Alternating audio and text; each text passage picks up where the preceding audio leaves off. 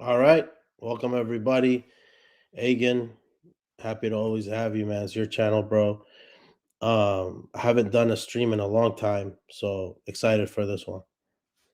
Thank you for having me on, Subdeacon. I'm hoping this is going to be a fruitful stream. If people are coming in here thinking this is going to be a drama stream or revenge stream, if anyone was paying attention what happened on the Patristic Pillars channel, this is not that stream. I'm hoping that we can open this stream to other people and have them come on. I don't know if that'll be possible. Yeah. I just I have to figure out how I put the StreamYard link on the thing. I don't know how to do that. I'm not using StreamYard. I'm using Restream. So I don't know if it's the same way. I'll figure it out while you're talking or whatever. Okay. Yeah. Yeah. So for those who don't know, William Albrecht with Sam Shamoon on William's channel, they recently did a stream where they were challenging Oriental Orthodox and giving a big challenge. Anyone can come up and discuss. So I thought it'd be fitting to go on and discuss with them. I asked him exactly his position. He told me that he believes Miaphysitism and Taoifizitism are both hoping to express the same truth. It's a mere semantical issue. Anyone who presses further is divisive. So I was going to give my reasons why I think that isn't the case. And then it turned a little bit toxic. Sam wanted to make the argument, and I'll try and steelman as best as I can. He tried to make the argument that Justin Martyr doesn't express the act of begetting of the Father when the Father begets the Son. He was trying to make the argument Justin Martyr doesn't express that the way later fathers like St. Cyril or St. Athanasius do. And therefore, even though they're expressing it in different ways and it's evolving a little bit, no one would accuse Athanasius of anathematizing Justin Martyr or Cyril of condemning Justin Martyr. They're both coming at the same truth in different ways. So what happened there was I challenged that point. He was trying to make the argument that Justin Martyr teaches a two-step logos theology. This is a common misconception. People think so because of Justin Martyr's Platonic influence. They think that because he has Platonic influence, he must be applying a Platonic framework on his theology of the divine begetting of the Son. So I went to challenge that. I don't think there's any evidence that Justin Martyr taught a two-step logos theology. I made that point to Sam, to which he said, show me where Justin Martyr says that the Son exists eternally as the Son in the Father and then is generated in that manner. But then I told him, well, the burden is on you. You're making the positive claim. He tried to give me a proof text, to which I told him that proof text doesn't work. It applies in both systems, whether you're two-step logos or whether you're a classical Nicene who believes in the eternal generation of the Son. The very quote he gave me was from chapter 61 of Dialogue with Trypho, where Justin Martyr says that the Son was a beginning and a certain rational power from himself. But what he made a mistake on is that he says he begot before all creatures. Begot has to do with sonship and generation. So after that, they kicked me off. They're saying I wasn't answering the question, and it turned very chaotic and very, very, let's just say, toxic. They were saying really bad things about myself, and I'm not going to defend myself on this stream. That's not what this stream is for. I'm not here to talk about why I'm so-and-so, the opposite of whatever they accuse me of. That's not what this stream is here for. This stream is to talk about some of the points they addressed, because they were talking mainly about me rather than to me. So I want to address some of the things they said, make the dialogue go further. I want to make it known to them, I am not doing this out of any hate. I don't think that they are sons of Satan. That's something they accuse me of calling them. I made it very clear in their chat. I don't believe Sam and William are sons of Satan. I said I respect them to their face. I went up, said I respect them, and I have a great deal, and I look up to them, towards them. So this isn't what this stream is for. Once So, again, real quick, again, the recording of you saying "sons of Satan" about the Chalcedonians, who's it referring to? it's referring to the ancient authorities. I made that clear when I said from the beginning, Okay. murderers from the beginning. If you didn't kill anyone, that's not about you. If you did, however, murder somebody, I was talking to you, but they're too long dead for them to reply to me. Right. Okay. So again, I don't want anyone to think I demonize Sam or William. That's what they wanted it to look like. I'm going Yeah. to make it clear, like I did before, and like I'll do it now. I love these guys from the bottom of my heart. And I don't mean that in a passive aggressive way. I truly mean that. I look up to these guys. Things they've done for Christianity is noteworthy and respectful. When I came on, I wanted to share in truth and in love what I thought. I wanted to disagree in truth and in love. There was no arrogance, nor did I intend that. If that's how it came, I apologize. If people are upset by that statement I said about the ancient Chalcedonians, the murderers and liars and whatever it may be, I'll apologize for that as well. I'm not going to stand fast to a statement that will upset people. If once again, it wasn't about you, but if you take it to mean that it's about you, I apologize, and I'm willing to do that, and I'm willing to make the discussion go further. So, Subdeacon, I want to kind of get your thoughts about how dialogue can progress with Sam and William and others if they're willing. Yeah. So and just so everyone knows, I sent the StreamYard in the chat for anyone who wants to join. My idea for dialogue is probably different than what is happening in reality, maybe, and what is like the stereotypical expectations, even among the Oriental Orthodox side, and probably you and the other brothers online. I don't expect people to have kind of. I lose sleep over this. Like I actually think about ways in which we can do things. Um, what is actually possible to agree on, not that it would reach agreement, not that it would reach like we're in communion now, but things that are possible to agree on that wouldn't necessarily affect what is irreversible. You Mm-hmm. understand what I mean? Yeah. So like for example, if the Roman Catholic Church decided to anathematize ibasa fedesa, would that change anything about the dogma or morals of the Roman Catholic Church? Very minor effect, if not any. I don't think so. Nothing. Nothing. There would be nothing. So they're because they don't believe that anathemas are infallible. They don't believe that judgments on particular people are infallible judgments. They don't believe that. So they just believe that dogma and morals from the councils are infallible. So, like for example, something that I had AI draw this out. I sent it to some Catholics. Some Catholics accepted, some Catholics rejected, and that's fair. But the point is that I made sure to preserve the integrity of Roman Catholic dogma and morality and ecclesiology while making it to make it acceptable for them. Some people are trying to join. Let me see. Who's Steve? You know who Steve? Before we let people on, let's finish up with this introduction. Okay, I want to add Mickey though because we know Mickey. But it's okay. Let's wait. Let's wait to see. Yeah. All right.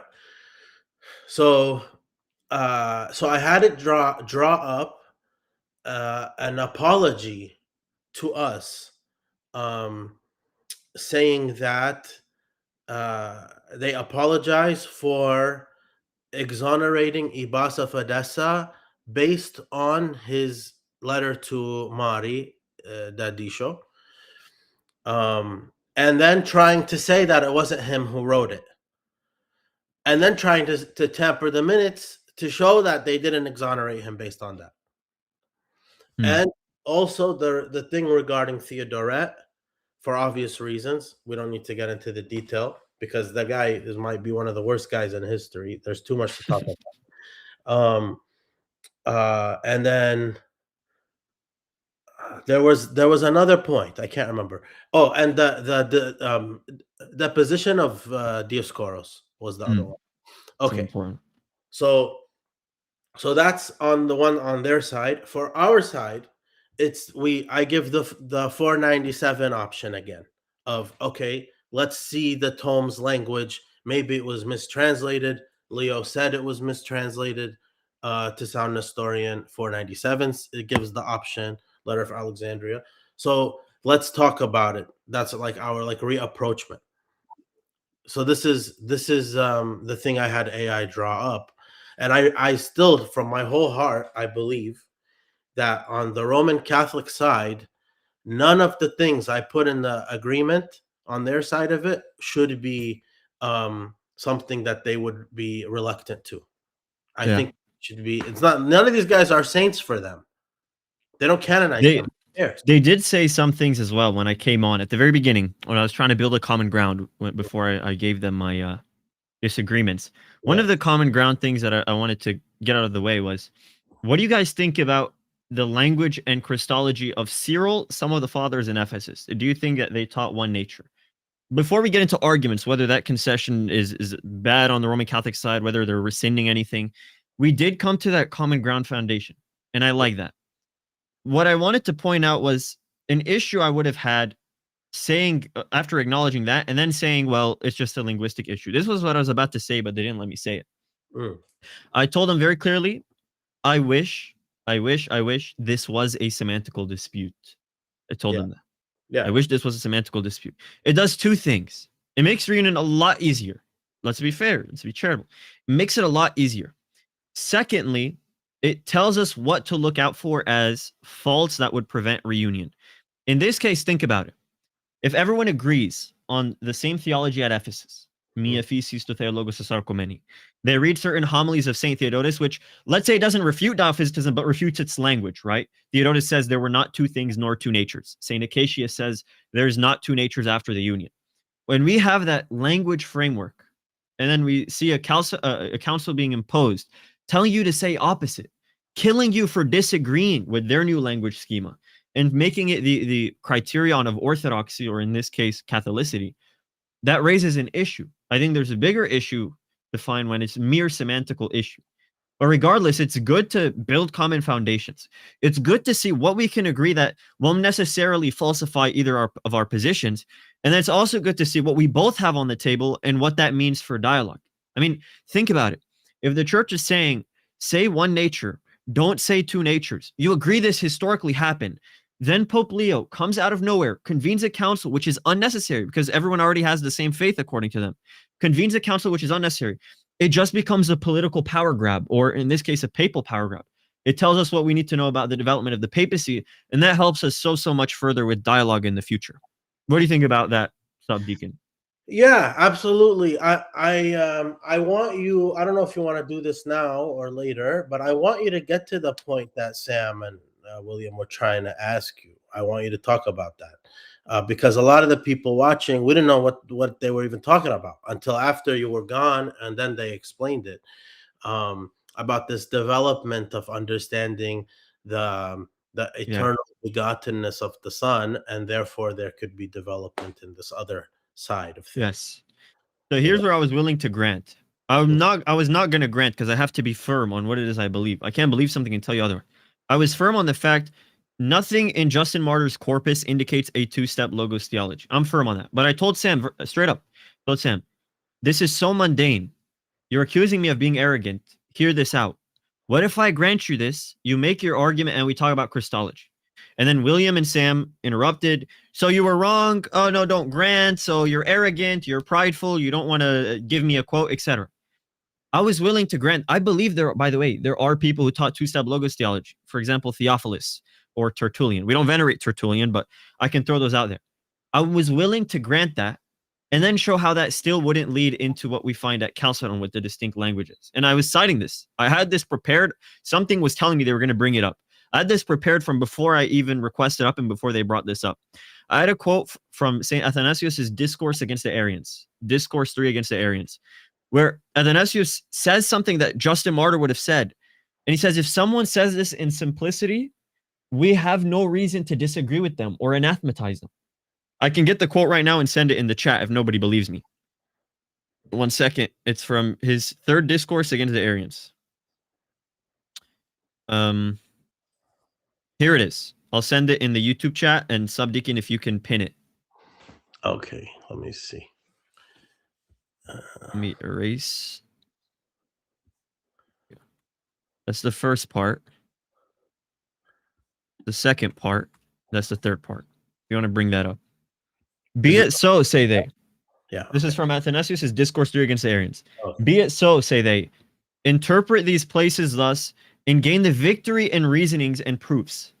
Still, you must say that the Son has received being from the Father at his will and pleasure. So this is what Justin Martyr, I can concede, he said. I don't think that's two-step logos, but he did say this.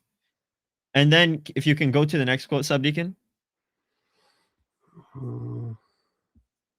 Okay.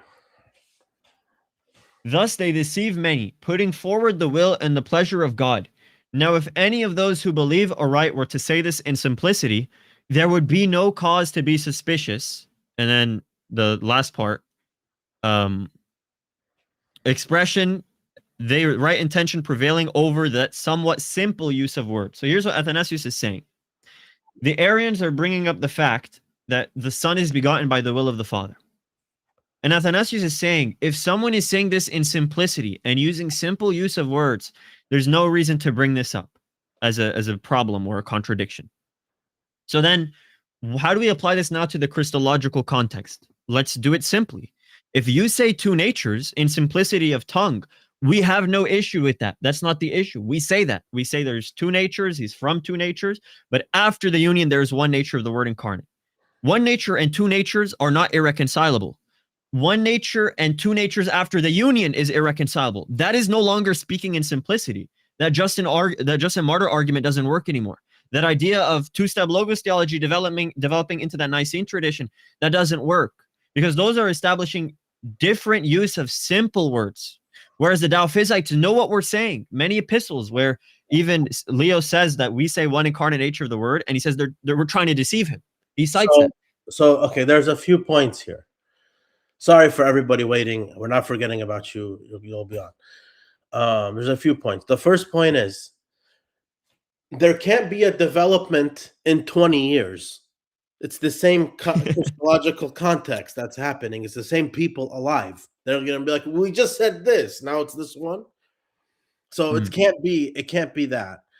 Now, but you agree in principle with Sam and William's point that this, what the Justin Martyr example, is something that developed and he had a primitive expression previously, or you don't agree on that point? Kind of. Not that it was in Justin Martyr, but it was in people like Tertullian and Theophilus, and it did develop into that Nicene tradition. But they also have to be careful, because there were contemporaries even earlier than Tertullian and Justin Martyr. Irenaeus rejects the idea of two steps. He rejects that. So we only grant Justin Martyr. Let's say I grant it for this case. It's okay to say if you're saying it in simplicity of tongue. But when you make a criterion of orthodoxy formula 2 decades after the prior council, with the same bad guys being exonerated and our own formula being cited in Leo's extant epistles and saying this is heretical, this cannot be this. It cannot be symmetrical. There's a symmetry break here. So then this is the ecumenical council puts forth a dogma to be universally canonized. That is one thing, and Justin Martyr in a or whoever it is, the father, let's say Justin Martyr in this case, in the early century, saying it on a kind of a one-off is something else. This is not for universal dogma conformity for everyone to conform to. So the standard is completely different. Now, you said that you agree that with Theophilus and Tertullian. Yeah, right? Early Theophilus of Antioch and Tertullian. Yeah. They're explicit with the two-step logos theology. Okay, so first, I know this is not what the show's about, but for the sake of anybody, can you explain what that is and why you don't think Justin Martyr is with them? Yes. Yes. Two-step logos theology, for those who don't know, is the concept that God within himself eternally has the attribute of wisdom. He eternally has that wisdom, and this is the Son. But he's not Son yet. Not yet. He's just eternally inside of the bosom of the Father. When God wants to begin to create, he expresses forward this wisdom and begets him as Son. So earlier he existed eternally as wisdom, but temporally he became son. So that means that the Father wasn't always Father. He always was eternal, and who we know as Jesus Christ was also eternal. But the manifestation as Father and the relative Son, that was temporal. It's when God began to start creating the universe. People read this into Justin Martyr because he came from a Platonic background. So people assume if he's coming from a Platonic background, and there are some contemporaries who say that also from their own Platonic background, then we should just assume Justin Martyr is saying the same thing as them.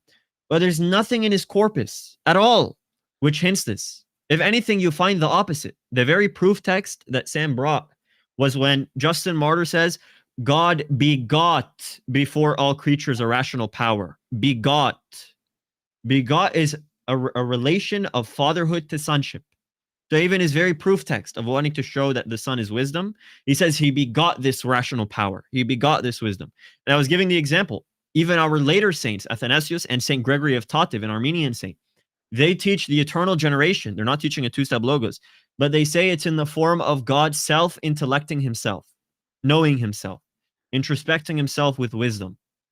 So that's why I don't think Justin Martyr taught this, but I was still willing, let's grant it. Let's put it on the table. This isn't anything close with the Christology. If all you're trying to show is two natures is reconcilable to one nature, amen. But if you're trying to tell me two natures after the union is reconcilable to the homilies of St. Theodotus, the 12 anathemas in the third letter to Nestorius, the letter of St. Acacius to St. Cyril, the tome of Leo, which tells you not to speak of one nature when it cites Eutychus, who affirmed a double consubstantiality in that context. Leo, who says they try to deceive our alertness by professing to believe in one incarnate nature of the word. Chalcedon, which says Eutychus never said the nature was incarnate. He only said nature of the word, and that's why we condemned him. If you're seeing all that and you think this is symmetrical, that's a problem. That's a problem. I was willing to put this on the table, but they were being stubborn over a point that I was willing to grant. I was willing to grant. And they said, well, no, that you have to concede you were wrong. They're expecting me to do concessions where I can't, even though I'm willing to let the conversation go forward. Well, okay. And I didn't understand the point about Justin at the time because I didn't even know what he was talking about until after, like I said, after they explained it. When they were asking you the point, you said the burden of proof something, and then they would cut you off every time you would say that. Exactly. So what's the burden of proof thing that you're talking He about? was asking me to prove in Justin Martyr, the Son is eternally a son in the Father. Okay. I'm telling him, you're the one making the claim. He teaches us two-step logos theology. Yeah. The natural burden is on the one making the claim, not the one making the negative. Right.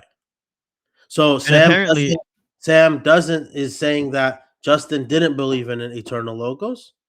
he's saying he believed in an eternal logos, but Yeah. the sonship is temporal. The sonship happened at a time. Okay. In Justin Martyr. And you don't agree? Absolutely not. Not for Justin Martyr. Okay. Got it. So burden, the way burdens work, Mm-hmm. you can ask me, you can say, again, show me quote of Y, X and Y and whatever it is you believe. Cool. But when you're making the positive claim, I can't give you a quote for the negative. If I did, it would be overly generous. Like, it's possible, but it would be overly generous. You're making the positive claim. And when they realize the burden is on them, and I tried to point out the burden is on you guys, either way, I'll grant it. Let's move on. When I was making those slight grants, they still would not let me continue, kicked me off, and we saw the rest, insulting me, calling me nasty, saying I was demonizing them, saying I'm like the ortho bros, saying I'm 19 and calling subdeacon out for quote unquote platforming me. Once again, this stream isn't about me defending myself. I wish you were on with us when we did the series with Sam. You were young at the time. I wish you were there. How old were you at the time? I was 17. Didn't I explicitly, I told ICANN, he wanted me on. I told ICANN, I'm way too young for this. Even now, they have a point. Told me. He never told me at the time. Even now, they have a point. Yeah. Well, I am young. I have no right to be speaking on these things. Fair enough. I take all these accusations to myself, but I want to talk about the faith. I want to talk about it. I'm not here to talk about me and why I'm authoritative and why people should listen to me. So, okay, there's another thing. The 2 point. One of them is, this is a quick one.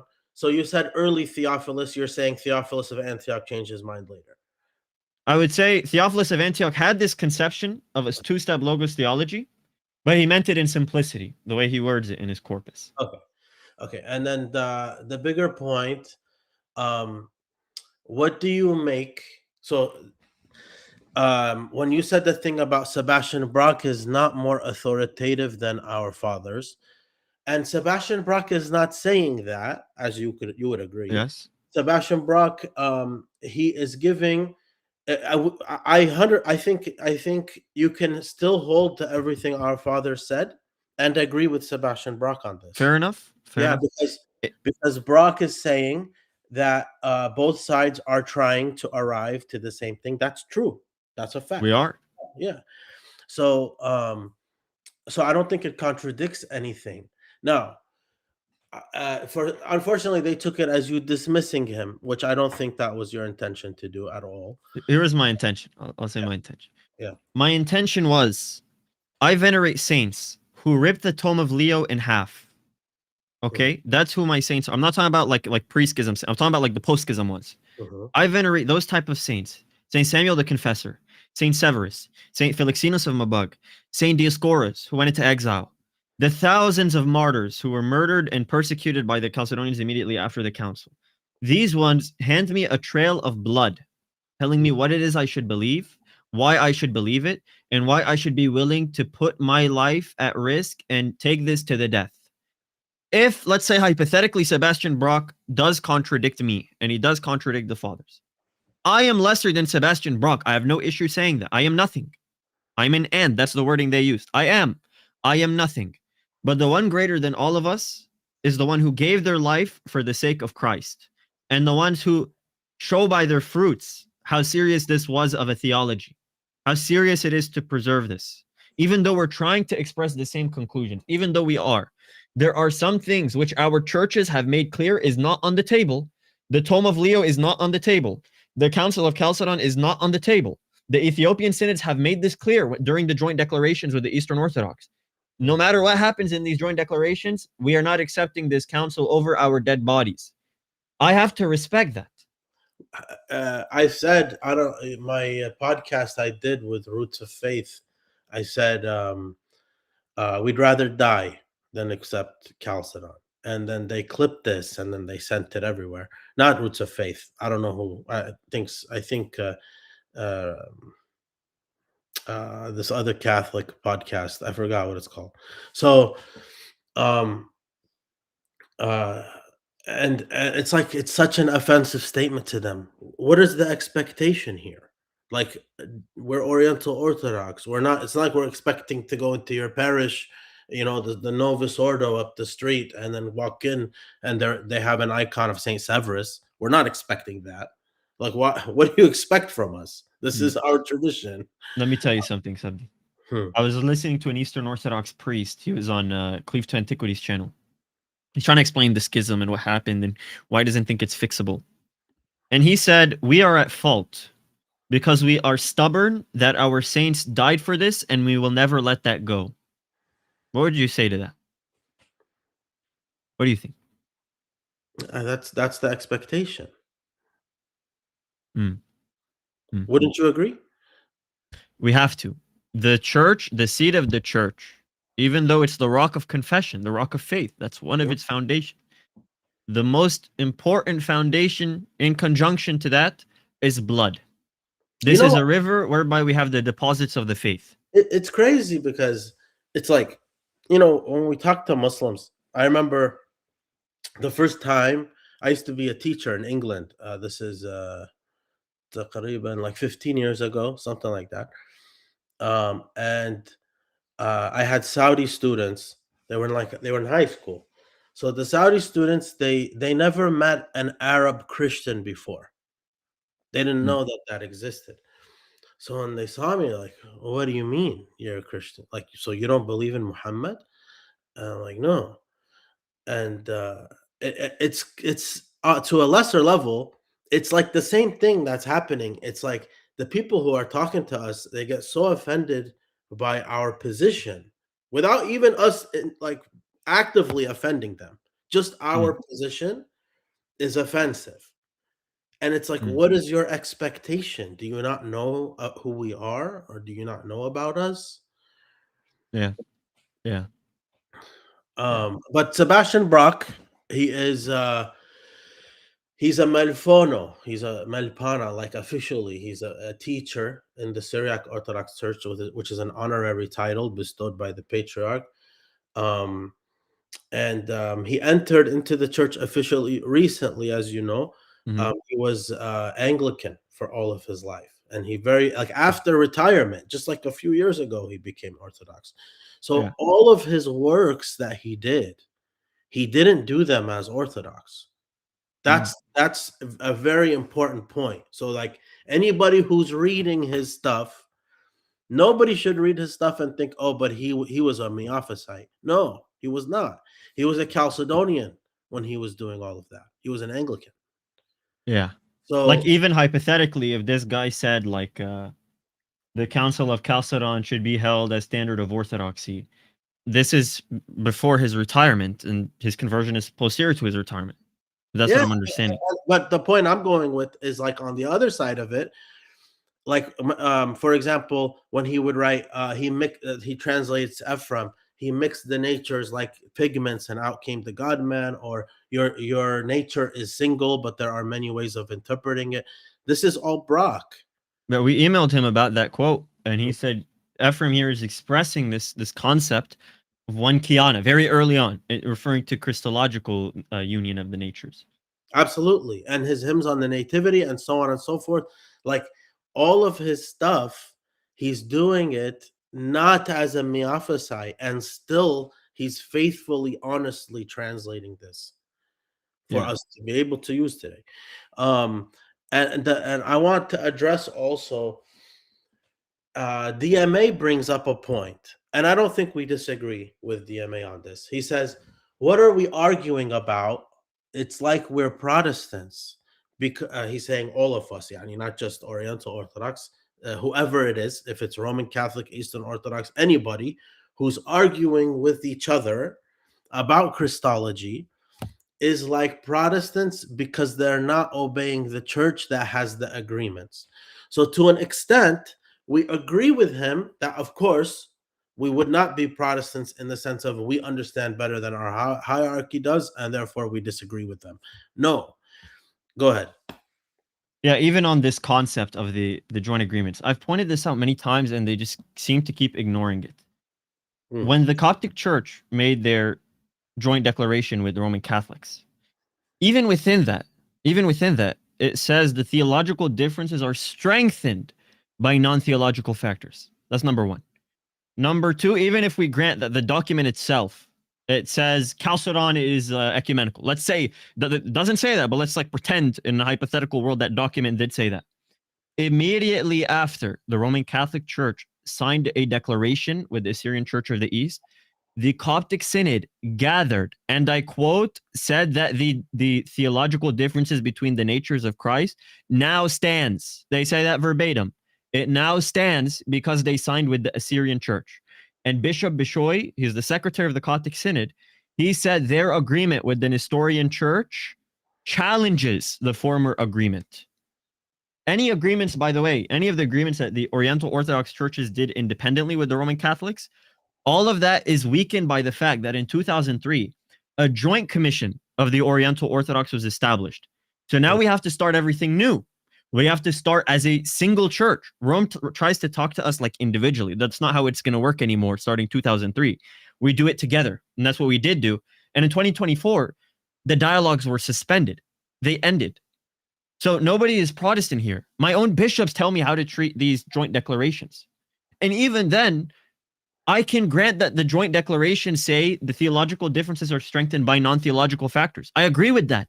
I agree. I could even say there are more non-theological differences than there are. Let's think about it for a second. How did the empire view itself at Chalcedon and afterwards? And how did that affect reunion attempts? That's a big deal. What did Leo view of himself, and why did he want to attend this council through his legates? And why did he reject certain canons and ratify other canons? That's telling. That's a big deal. You see papal claims, ecclesial claims between Jerusalem, Constantinople, Antioch's widened jurisdiction. You see payouts being given to people individually as they sign the tome. There is a non-theological factor. But how does that annul the theological issues? How does it annul that? And that's what I wanted to get at, and they wouldn't let me. Now, Subdeacon, if you want, we can kind of shift gears a little bit and talk about some of the points they addressed, so that this isn't just a drama Yeah, stream. yeah, go for it. So they said some things like, this is a common argument. St. Augustine was in good standing with the Orthodox Church, the pre-Ephesian Church, even though he taught two natures. People were calling him a brother in Christ. He was recognized as having a teaching authority. The emperor even invited him to the council.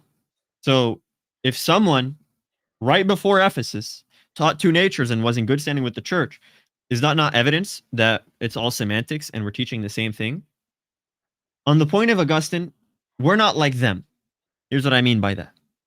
If we were like them, we would lie through our teeth. And I'm not saying specifically those guys on that panel. I'm just saying the general attitude of Chalcedonianism from the very beginning. I'm talking about the Leontii, those guys.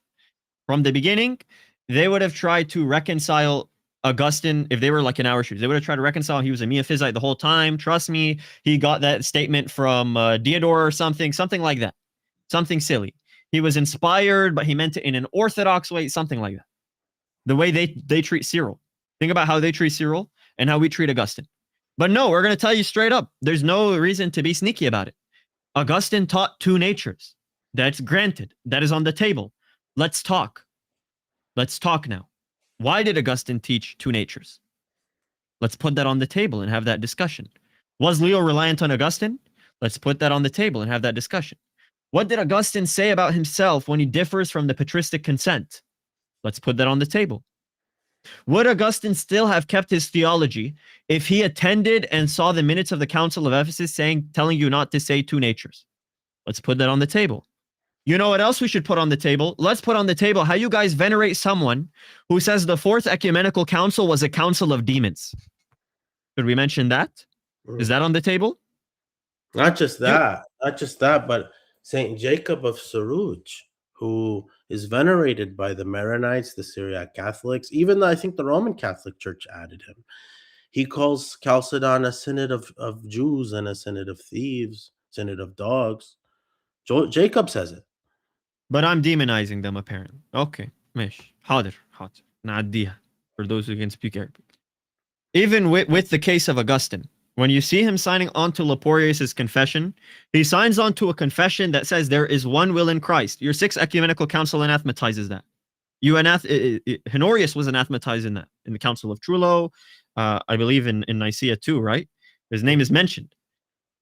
But Augustine said there's one will in Christ. He even accepted the statement that the two natures became one naturally. That's him as an ecclesial teacher, not as a personal writer. But notice how, even with this, we are not going to be deceptive. Sure, Augustine did teach two natures. You know who didn't? Literally everyone else in the Latin West who is venerated. St. Hilary says the entirety belongs to the whole of his nature. He speaks with one and the same as that of his kind. St. Jerome, in a sermon which unanimously their Western tradition believes Jerome said this, in writing to Paula and Eustochium, he says that the union is a mixture substantially and personally. Marius Mercator, who translated the 12 anathemas, he says, what is this distinction of natures? There is one nature of the Son, and you cannot say he is two substances. St. John Cassian, who was commissioned by Pope Leo, what does he say? He says, what is this distinction? What is this division? In the majesty, we see God. In the voice, we hear Jesus Christ. How can we not admit that these exist in one and the same substance? The only ones we see teaching two natures, I'll tell you, in the Latin West. I'll give you the names. St. Augustine, who's only saint there. Novatius, who's a condemned schismatic, and Cyprian calls him a heretic. And Tertullian, who a majority of the fathers called him heretical, even though he was Cyprian's teacher. Notice how we don't have to be deceptive and do what they do with Cyril to Augustine. We don't. You guys venerate more Miaphysites, not just the pre-schism ones. I'm talking about the post-schism ones, which you even concede. You guys venerate more Miaphysites than we do as Diophysites. We just venerate St. Augustine. And I've talked about his Christology and how we receive it in the church. We just started venerating him locally in like the past century.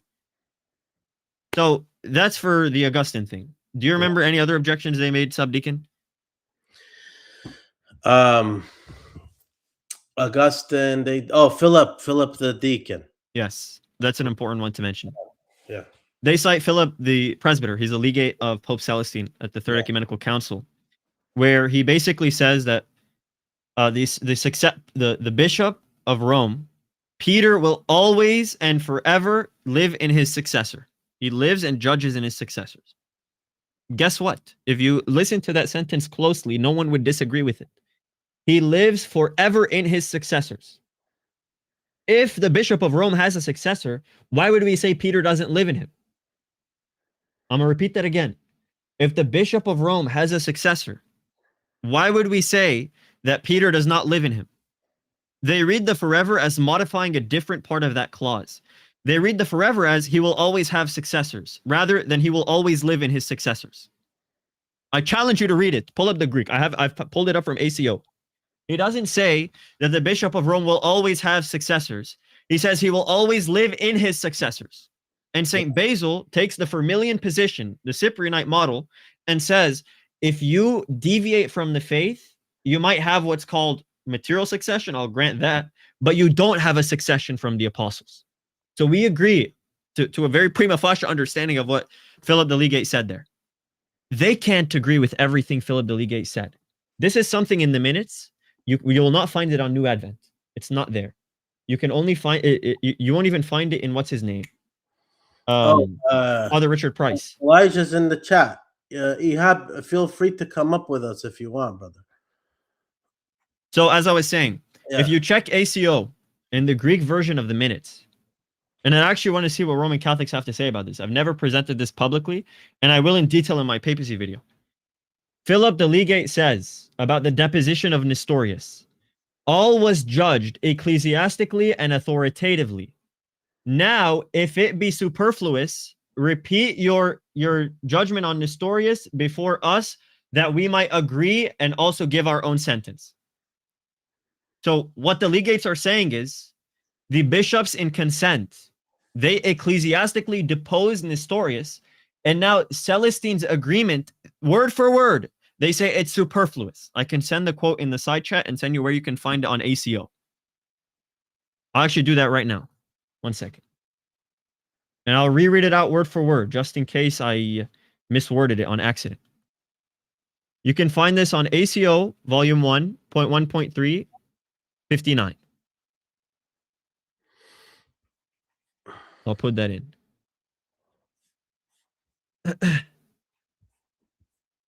So here's the first part. If you want to put them on the screen, Subdeacon. Yeah, I'm trying to figure out how. Where did you put the second one? In the chat, on the YouTube chat. Okay. Thought you put it in the thing. There it is. And here's where you can get the citation. I recommend you guys check this out. This is from Philip. Mm-hmm. So Philip the Presbyter, an envoy of the Apostolic See, said, from the reading of the proceedings, we have learned what was decreed regarding Nestorius in your holy assembly. Can you go to the next one, Subdeacon? Yeah. In these no, before that. It's much before that. It's in these records. Oh, sorry.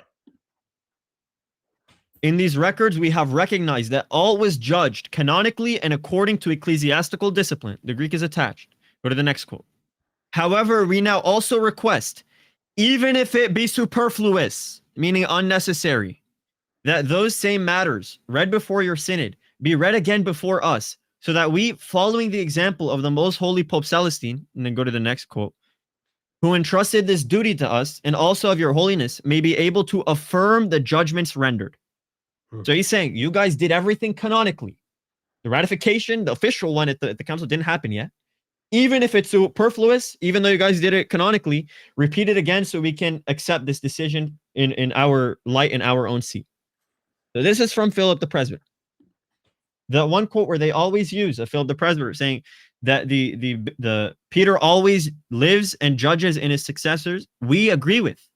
Mm-hmm. Living and judging in your successors forever is not having successors forever. It's a conditional. If you are to have successors, you will always live in them, which we agree for every single bishop. Peter, Mark, etc., everyone. Another point, I'm trying to remember another point they brought up. Okay, wait. Go ahead. The logical implication then would be that the popes of Rome after Leo were no longer his successors. not officially taking the Cyprianic and Firmilian model, only materially, as an honorific. We can say that about everyone. Okay. For example, remember how we were talking about the Assyrian synods, and they say Patriarch of Antioch, St. Severus. And at this point, they're Theodorian.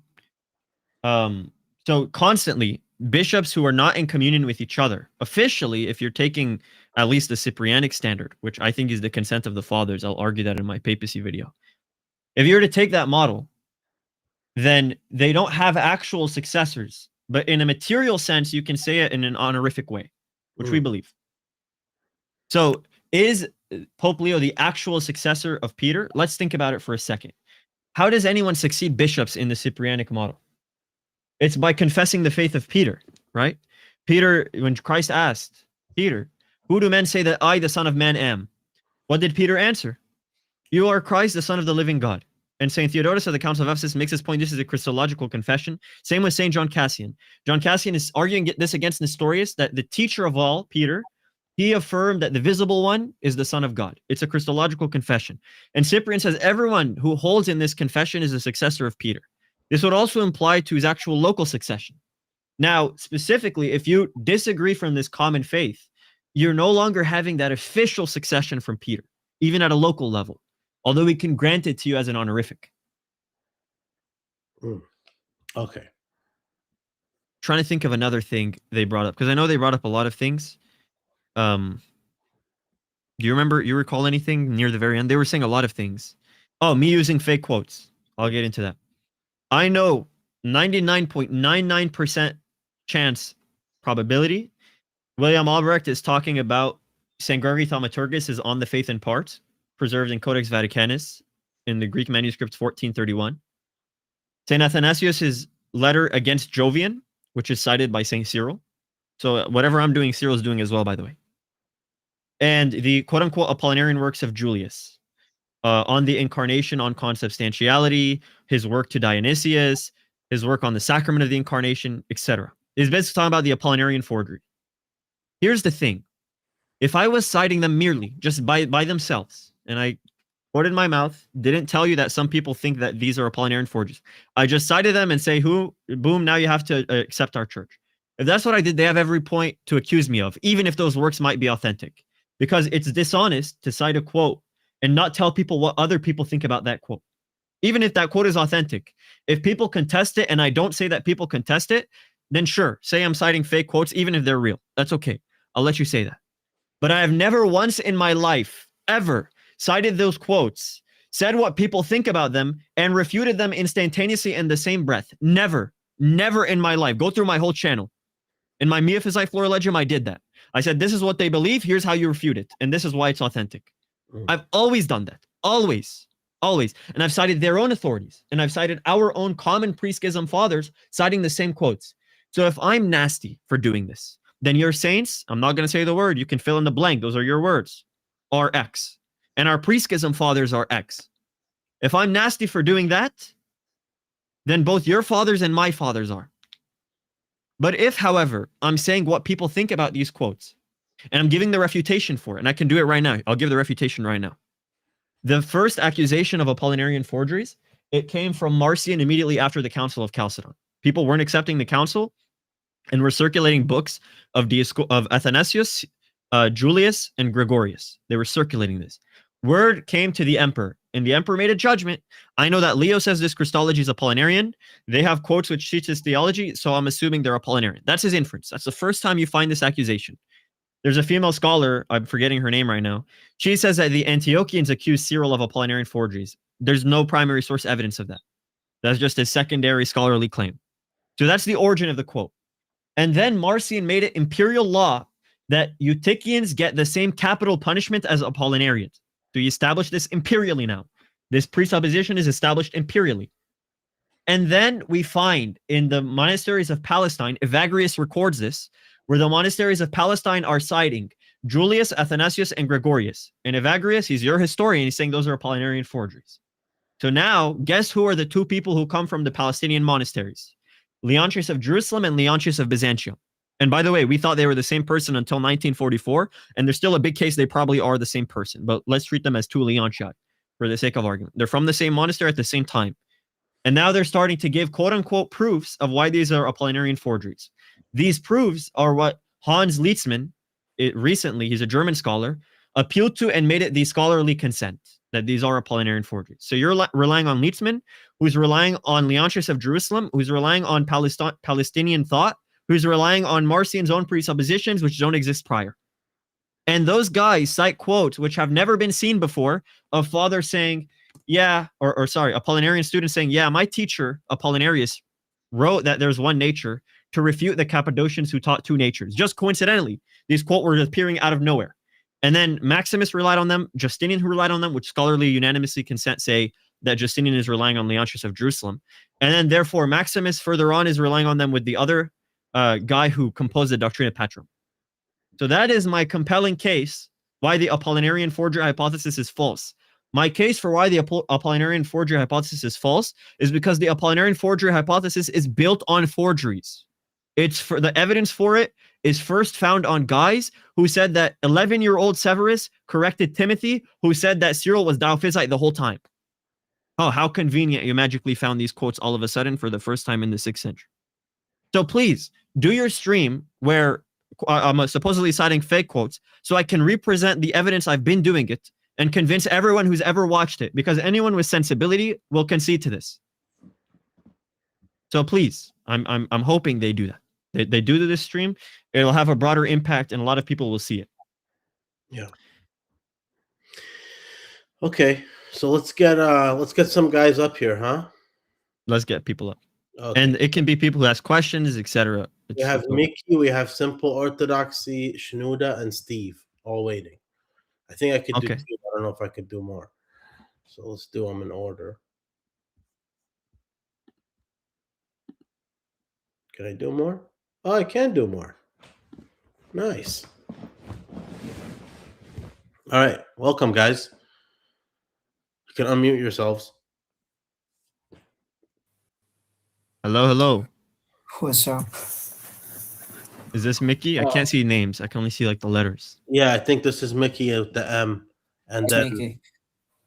Yeah. Anyway, before I go, can you speak about the Council of Constantinople and how we accepted it? All right. That's one of the points that James made. James made the argument that Constantinople I received ratification at the Council of Chalcedon. Therefore, if we accept the Second Ecumenical Council, we're therefore indirectly affirming a judgment of Pope Leo. Subdeacon, what do you think about that argument? Before I say the response, what do you think? What's the argument? About how Chalcedon is the reason Constantinople I is ecumenical. When did we accept it? What year? And what specific council? For us, it's 475, Ephesus 3. Mm-hmm. Not Chalcedon. Right. Even like this argument wouldn't even work against the Assyrian Church. Doesn't the Assyrian Church in 612 recognize Constantinople I? Yeah, the Assyrian Church of the East. I think I sent you the synod. What is it? 7th century or so? Something 612. Like 612. Yeah, 612. They recognize 381 for the Assyrian. This is like a weak argument. I can understand why they're making it because Ephesus 3. Not a lot of people know how to access it, but Ephesus 3 is why we accept Constantinople I. I think it wasn't because of Chalcedon. Elijah wants to come on. Let me find the thing where it says. Hold on. Where does it? Sorry. Go ahead, guys. I found it. Mickey, do you remember any of the other objections? Yes. One of the other objections is that Richard Price says Cyril and Leo agree essentially, even though they have different expressions of them. Nonetheless, Richard Price also says in other places, in his on the Acts of Chalcedon and on the Acts of Ephesus, that Leo and Cyril, for example, differed in how they conceived of the operations of Christ, and he says that Cyril conceived of one operation in Christ internally, whereas Leo conceived of two internal operations within Christ. But Cyril only conceived of two externally, and so you can find this in the Alpingira. Yeah. I mean, I think Truglia made a similar assertion when I debated him. He kind of made the point that Leo and Cyril were misunderstanding each other. and they didn't have the same metaphysical framework in their expressions. But it seems that Richard Price, I guess we can. What do you think, Mickey? Do you think that you can grant he believes they're agreeing on essentials, but energies aren't essential? What's your take on that? Uh, Firstly, Richard Price doesn't believe Ephesus made any dogma. So that's here's the reason. Mm, He interesting. can't see this in his stream with Michael Lofton, in which he says that firstly, Nestorius was not Nestorian. He says that, and then he says the Antiochians were not Nestorians. He said that, and then he further says Ephesus made no dogma, and that's his reason. And he Mm, furthermore says, for instance, that the Chalcedonians are not in agreement with the third anathema of Saint Cyril as well. mm. And Interesting. and he say many other things, but these are like one of the few things. And interestingly, he also says Cyril did not believe in the papacy in his Mm. interview with Michael Lofton. You can see this in the video. I pinged you in. I've uploaded the video in there. That's interesting. I mean, like, this is why I don't like to overly rely on just taking everything one scholar says, because it backfires in their case. In this case, Guys, I have to remove somebody because Elijah's gonna come on with us. Okay, 1 second. Go for it, Elijah. Come on. Let's see. You're good.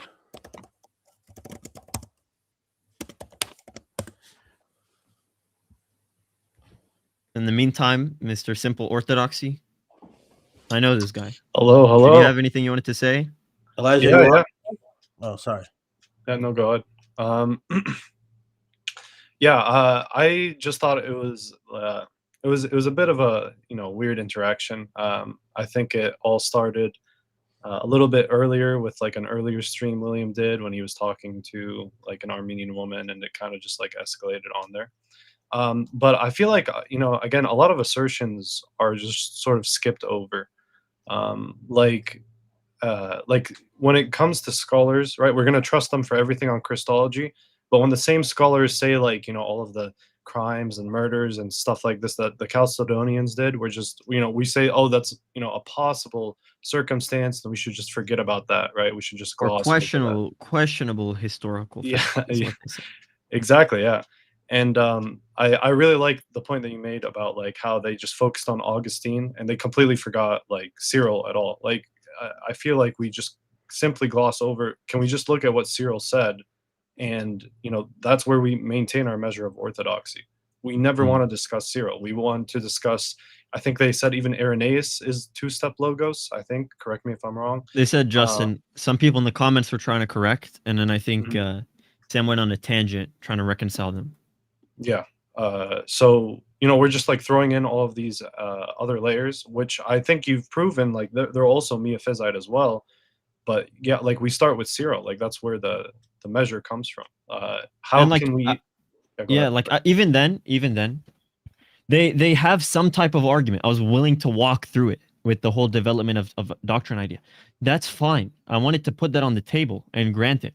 But they did the same Dyer move, the same exact thing when I debated Dyer.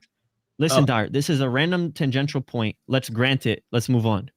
But no, Sam wants to hear, oh, so you are wrong, and wants to paint this picture of arrogance, which, again, I'm not here to defend my character. That's not what this is for. But does that really look like we want to have a discussion? I don't want to paint these guys as bad, but everyone was DMing me during this saying that they were deleting my comments from the thing and deleting other people's comments and timing them out. And I was saying, I'm going to talk about the faith. I'm not going to defend myself. Let me back on. I'm not going to insult you guys. And we saw what happened. Elijah, how you doing, brother? Hey, brothers, how you guys doing? How are you, man? Welcome. Thank you. I'm doing good. I just wanted to just give you a heads up. I don't know if you guys saw it in the chat. My kids are sick, so if I have to go, I gotta just abruptly leave. My kid just threw up like half an hour ago. He's asleep, and I have the baby who's. Prayers of the saints with them. Thank you, I appreciate it. I just want to give you a heads up. Like if I leave abruptly or anything like that, if you guys are talking, somebody's throwing up. Just know that I'm not being disrespectful. Sure. Tfadhal, Habibi. Was there anything you want to talk about? Yeah, I wanted to mention that Celestine legate quote that you had put up there from the legate. Yeah. And I just want to get an understanding of what you think the quote means. I was trying to listen. I was kind of preoccupied, so I'm sorry if you've already went through it. But what I it can means and resend what it again. I read it. I just want to know like what you think he's saying here and how this is significant to the the papal legate quote that us Catholics quote all the time. Yeah. I read this quote as papal ratification, in the words of the legates themselves, is superfluous because the judgments already rendered prior to Celestine were judged according to ecclesiastical discipline. So he uses the word superfluous. If you want to reread them out now, even if it's superfluous, we would love to ratify it in honor of Celestine. So would you say that the Pope's position, Pope Celestine, thinks that his judgment is superfluous in the context of this whole event from 429 or whenever it started to the time that they're saying this? Do you think that Pope Celestine thinks if that the his legates position are is, yeah, if the legates are accurately representing his worldview, right? Because we can't just presuppose they're charitable, but let's say we do. If the legates are actively representing what's on Celestine's mind, I would say Yeah. so. So, okay, so let me just say this real quick too. Like, obviously, Elijah, we venerate Celestine. He's a saint for us. right, So, uh, his judgment happens I think a year or so, or maybe a few months before the council, less than a year before the council. But the judgment was what, 10 days or 2 weeks. So then, the judgment of Celestine, what would you call it if it didn't come into play? It wasn't executed. So then what would you call that? so I think it was executed, and it was the emperor that stepped in because he was buddies with Nestorius and Yeah, wanted to hold the yeah, council, right. right? Now, I'm saying the excommunication, I mean. the excommunication from Celestine to Nestorius. Yeah, that's what I meant, the judgment. Yeah, I think it was so efficacious that Saint Cyril was confused when there was a council held and said, "What should we do with the 10-day ultimatum?" Why would he say that if it had no effect? But that's what I mean. So, like, would you say that because the council then replaces that? No. No, it doesn't replace it. Even the council itself it mentions Pope Celestine's 10-day ultimatum, and they're saying that we are putting that into effect. So there's two things that happen within Catholicism, and maybe this is where the disconnect is, right?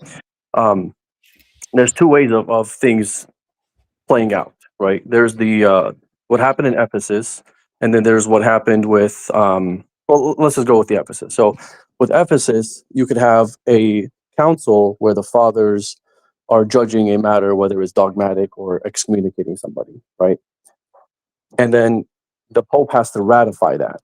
Mhm. So he has to put a stamp of approval for that to have an efficacious. Now, I know the word superfluous is there, but remember, Celestine already dealt with the matter. He already stamped his approval prior to the council. So now the council has to receive what Saint Celestine had done already. Right. If that makes sense. So there's this is the whole minimalist thing that I'm always harping on, right? It's the headed members. It's not the Pope alone. It's the headed members. That's how church governance happens, even in the Catholic Church today. It's not just. Can I Yeah, go ask ahead. a quick follow up? Because I know you have your kids, and I don't want to turn it to a debate, and I still want to respect the discussion we have planned. Sure. So I'm not going to ask this as forward and direct as I'd like to if we were doing a literal discussion. But what's on my mind is let's grant minimalism. I think minimalism can explain away this situation, right? Head and members. He convenes the council prior. He's the voice of the church, and then the rest of the council kind of ratifies and expresses what he already did. That's a fair reading. That's a fair assessment. What I'd say now is, what part of the entire controversy makes you so certain that he was head, particularly in this case? Because like, couldn't anyone issue a patriarchal deposition with the other sees? Because here's what I find in the 10-day ultimatum. Even in the 10-day ultimatum, he didn't do it alone. Now you can say, well, that's just because of your minimalist paradigm, right? He's head in members. But what tells you he was head in this case? Why isn't he just convening with the authority of Alexandria? And there's just like no particular leader in this case. It's just everyone together making a decision. Because the council called him head. At Ephesus, when it says that Peter's the head of the whole church, and you have this respect for Celestine. No, I'm talking about the. no. Go ahead. The council, the legates called him. They said, and I can pull it up if you guys give me a few minutes. At But Ephesus, I don't have it right. in front of me. Yeah, at Ephesus, they said that Celestine is the head, and they said you being the members Yes, to I know the what rest you're of the talking about. bishops. I'm Yeah, asking about so the 430 decision, the 10-day ultimatum. Because we can agree that Rome is a head in some sense. What we disagree is like the charisms in the office that Roman Catholics interpret with that phrase. So what part of like the 430 10-day ultimatum makes you convinced that he's acting using his let's say Petrine authority, even in tandem with the other members? because he actually says that. If you read the letter, he's mentioning his Petrine authority, and I don't agree that it was done with another see. Can I read a quote? Yeah, go ahead. In the Council of Rome in 430, and I quote, "The authority of our see, having been combined with yours," this is a letter to Cyril, "and acting authoritatively in our stead, will carry out this sentence with due severity. That is, that unless within 10 days after receiving our admonition, etc., etc." And then he says, "which both the Roman Church and the Church of thy holiness and all Christians in general hold." Yes. So to Pope Celestine, the excommunication is coming. The source of the excommunication is coming from Rome. Who is carrying that out is Alexandria, right? Because he's making Saint Celestine. I mean, he's making Saint Cyril the legate of that, right? So in that context, it's Rome and Alexandria. But the So source. you'd say he's the head in the sense of. Sorry if I'm interrupting you. Keep going. Sorry. I was just going to say the source of the excommunication directly comes from Rome. So Saint Celestine doesn't think he needs another patriarch to make his decree efficacious. That's contrary to anything that he's writing. He doesn't think that he needs Saint Celestine, but Saint Celestine is carrying out the sentence as a legate of Rome, and in that sense, he's saying our, right? Because if you're going to say he needs both, then you would have to argue that he needs all 5 patriarchs. Why is only 2 efficacious in this case? Why isn't That would be Antioch my point. involved? That would be my point. That, But he's saying just here's what I'm ours, understanding. right? Yeah, Here's go what I'm ahead. understanding.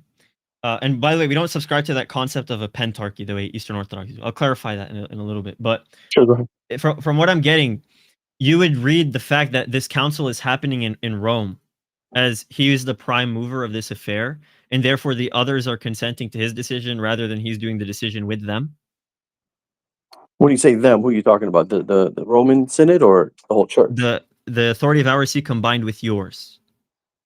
Yes, he's talking about, because, like I said, because Saint Cyril is the legate at this point. And in that sense, that's what he's mentioning. Because there's another quote where, and this is, I don't read Latin, but apparently in Latin it's very clear that when you read it in the original, he is specifically talking about the Roman see that's carrying this out, that the word that's being used. And he wants to make sure that you know that. It's not, I don't need Alexandria to add. He says Cyril's acting authoritatively in our stead. Correct. That's what I'm saying. Okay.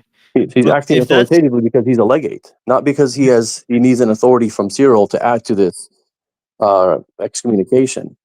That's not how the popes. Now you have to understand too. Like this is you can't strip this from the context of the Roman popes, going back to the 1st, 2nd, 3rd, 4th century and into the 5th century.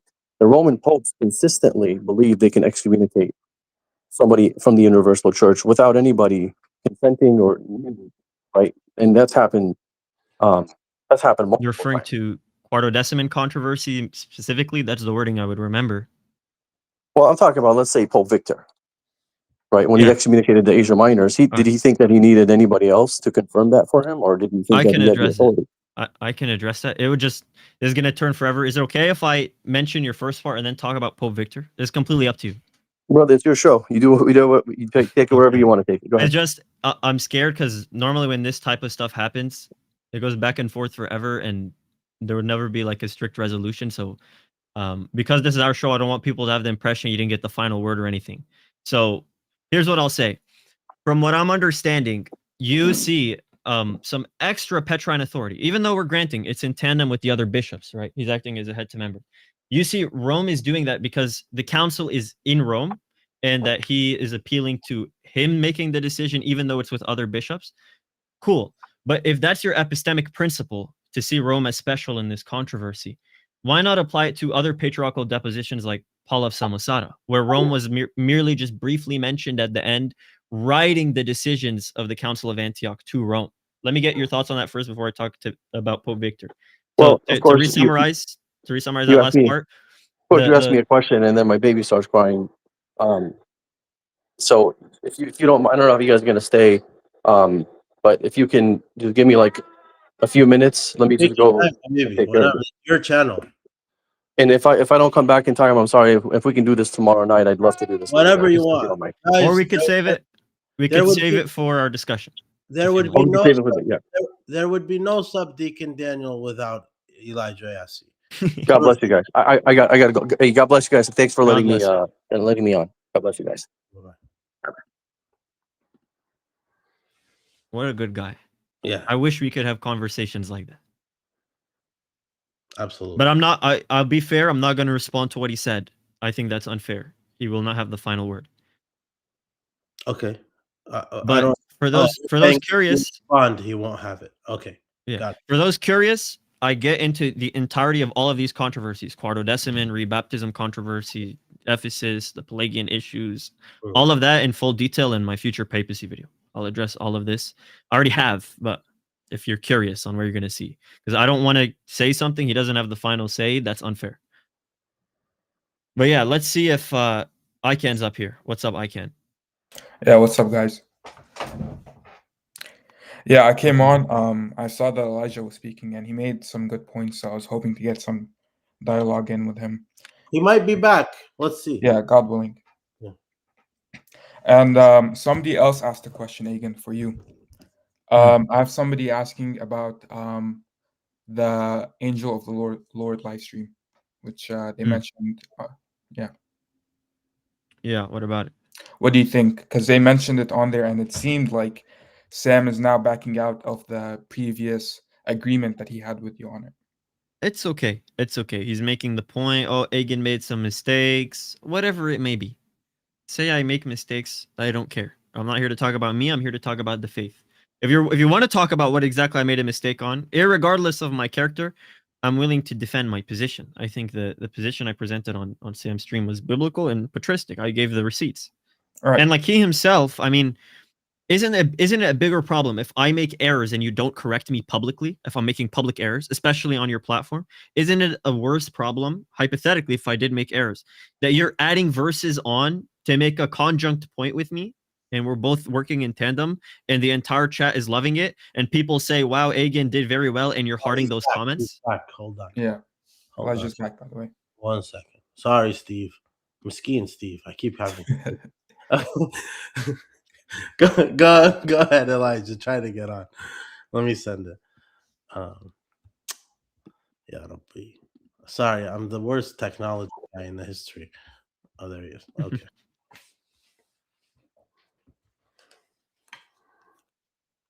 Hey guys. Hey, buddy. All right. Sorry about that. He stopped crying. And Back. I didn't mean no disrespect there, Subdeacon. I know you were saying something. And of course, all glory to God, brother. All glory to God. Thank you. Appreciate. Can't thank you enough. Whoever leaves Protestantism for any of the apostolic churches, I'm not an ecumenist, but for me, that's better than being a Protestant. Of course. Yeah. Go. Do you Go remember ahead, the brother. last thing I said? I don't. If you don't mind repeating the question. So this is like an epistemic issue. Here, I'm putting this on the table as common foundation. Sure. That Celestine's decisions is in conformity with papal minimalism. It works. Can be explained under that worldview. That he's the one like issuing the state of affairs, and then other bishops as the members are just going to be in agreement with him. That's why you have Alexander agreeing, you have all the other churches agreeing, but it's not their agreement that makes the decision binding. Let's put that on the table, right? We can both agree it works in papal minimalism. You said sure? Yeah, sure. Go ahead. Now my problem would be an epistemic one. Sure. What specifically did Celestine do that makes you see him as a functional head in this particular controversy. Just merely that he's the one who kind of convened the council, which talks about Nestorius' deposition. From there, I would rebut and say, with Paul of Samosata, Rome was just like a checklist. We're going to write and tell Rome what we did together. They wrote to Maximus and Dionysius of Rome at the end of the deposition of Paul of Samosata. So to me, it doesn't seem that patriarchal depositions, wherever they rise, it requires consent of all. And I think even, what's his name? Pope Julius says this in his letter to the Eusebians. He makes the point, write to us first, especially when it regards Alexandria. There's a custom to write to us first. But then the next paragraph says, judgment should have been passed from us all. What do you think about that, brother? Well, I mean, I would say that, again, if you look at Pope Celestine's writings, and we have to judge it not just by, of course, my kid just woke up. I'm so sorry, guys. It's okay. It's okay. I'll try to come back. And if you're not here, yeah, take your time, Elijah. Let me answer for Elijah because I know it's God bless you. Thank you, brother. I'll be back if I can. Thank you. He's gonna say, yeah, he has no problem with the head working with the body. The head acts with the body together. That's what he's gonna say. Right, that's on the table. I'm saying that works. It works. It's a way to explain the controversy.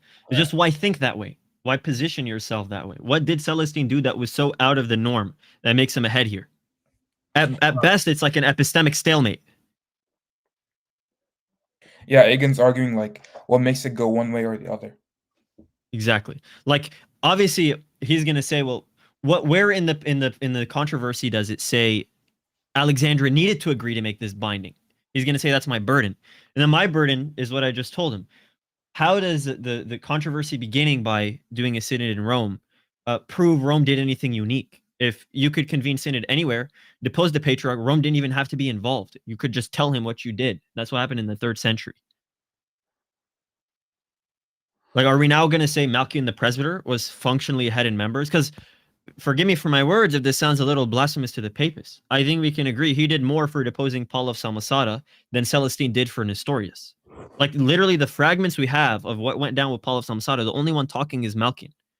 Why not epistemically assume Malchian the sophist is acting as head in members? Like, that's my point. It's an epistemic one. Or it can work in both of our paradigms. Yeah. Yeah. Okay.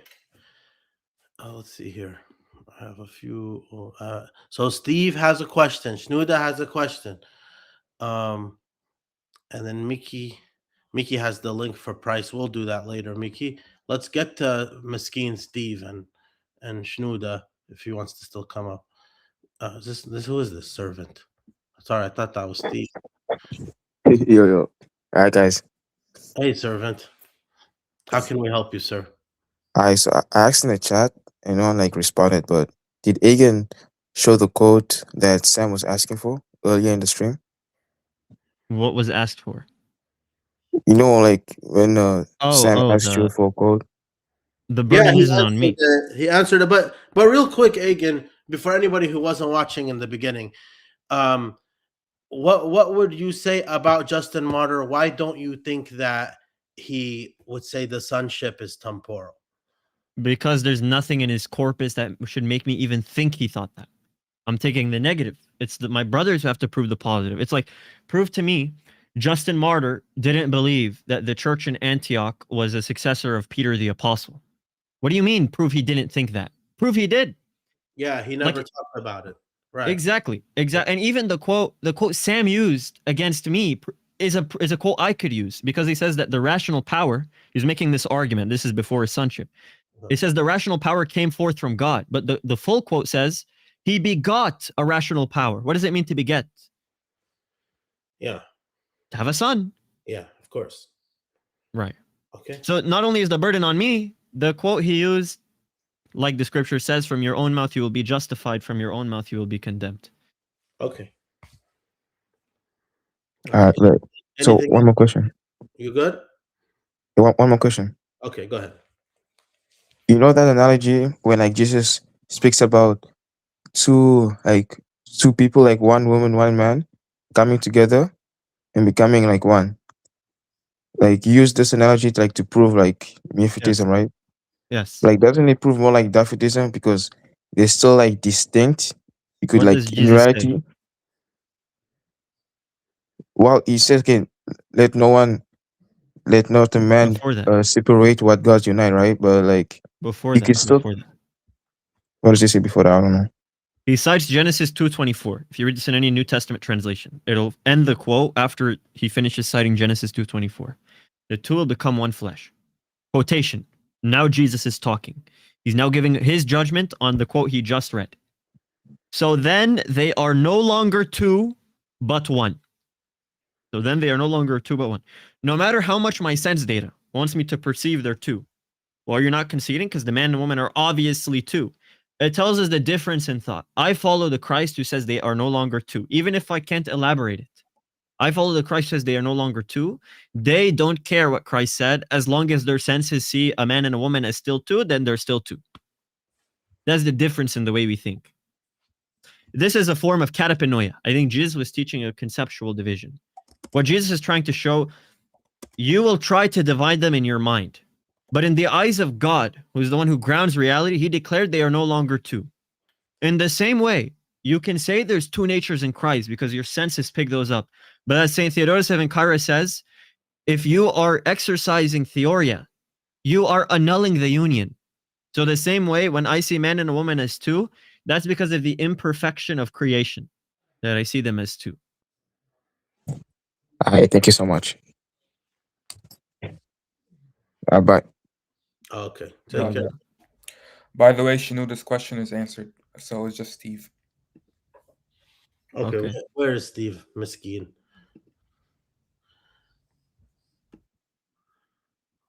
I don't know. He's not here. Steve, we're waiting for you, buddy. And then if Pierre, I heard Pierre is here. Pierre's here. Come up with us. I think it's a comment from the last time he just came up. He hasn't commented again. Okay.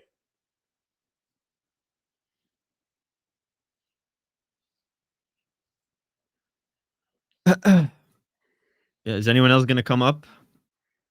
We're just going to wait. Aken, what do you think of the whole situation? I mean, I think it just got very, very toxic very quickly. I think that in discussions like this, there has to be some moderation. There has to be somebody who's unbiased for both parties. And so it becomes impossible to have a discussion if there's going to be two people with one authority or not just them but us as well. If we have them on, it wouldn't be fair to them. Like, see what we did with like what the discussion we just had with Elijah was a perfect golden Right. example. I love that. Yeah, I know. I love that. It's That was awesome. perfect. But when I went on his thing, I said, please don't interrupt me. I'm letting you speak. And Sam says, yeah, I'm interrupting you because. Yeah. Because what? That was interesting because Sam will make the point that you were speaking like you're making a lot of words, you're going really fast, blah blah blah blah. But he did the same thing. He also spoke for a long time. Look at it this way. Look at it this way again. Sam, at least he's not discriminating. He's like that with everybody. Yeah. I still have a big love for them. I want to make it known to them specifically. Yeah. I do not demonize them. I do not. And wasn't the whole beginning of the stream. If someone thinks when they were accusing William of saying something and he says, well, I clarified myself, you should care about my clarification. If you don't care about my clarification, then why are you still talking to me? Why not apply that same principle? They're saying I'm demonizing them because in a video I said that their ancestors murdered us from the start. And I called them sons of Satan for it. The way Paul spoke of people like this. I didn't say it about them. They thought I'm talking about all Chalcedonians universally. Here's my qualification. Listen now. I have nothing but love for you too. When I said that at the beginning of the stream, I didn't mean that out of the side of my mouth. Yeah. I love these guys. And I don't think they're sons of Satan or demonic. Right. So why not listen to my qualification? Okay, let's see. We have Steve. Go for it, Steve. What's your question, bud? Thank you, gentlemen.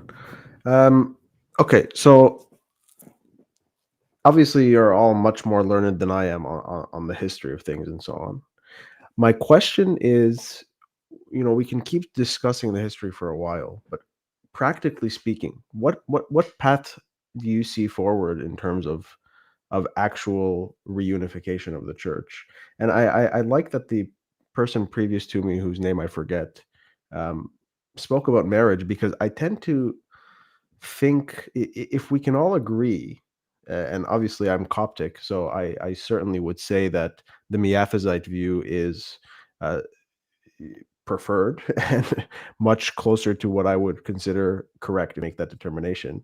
But I think we can agree that the Diophysite view, as it is now expressed, certainly not as it was expressed back then, is not necessarily incompatible with our view. Okay, so if we agree to that, then the primary theological dispute between us is rectified. Would it be a bad way to think of it, in your view? The last person mentioned marriage.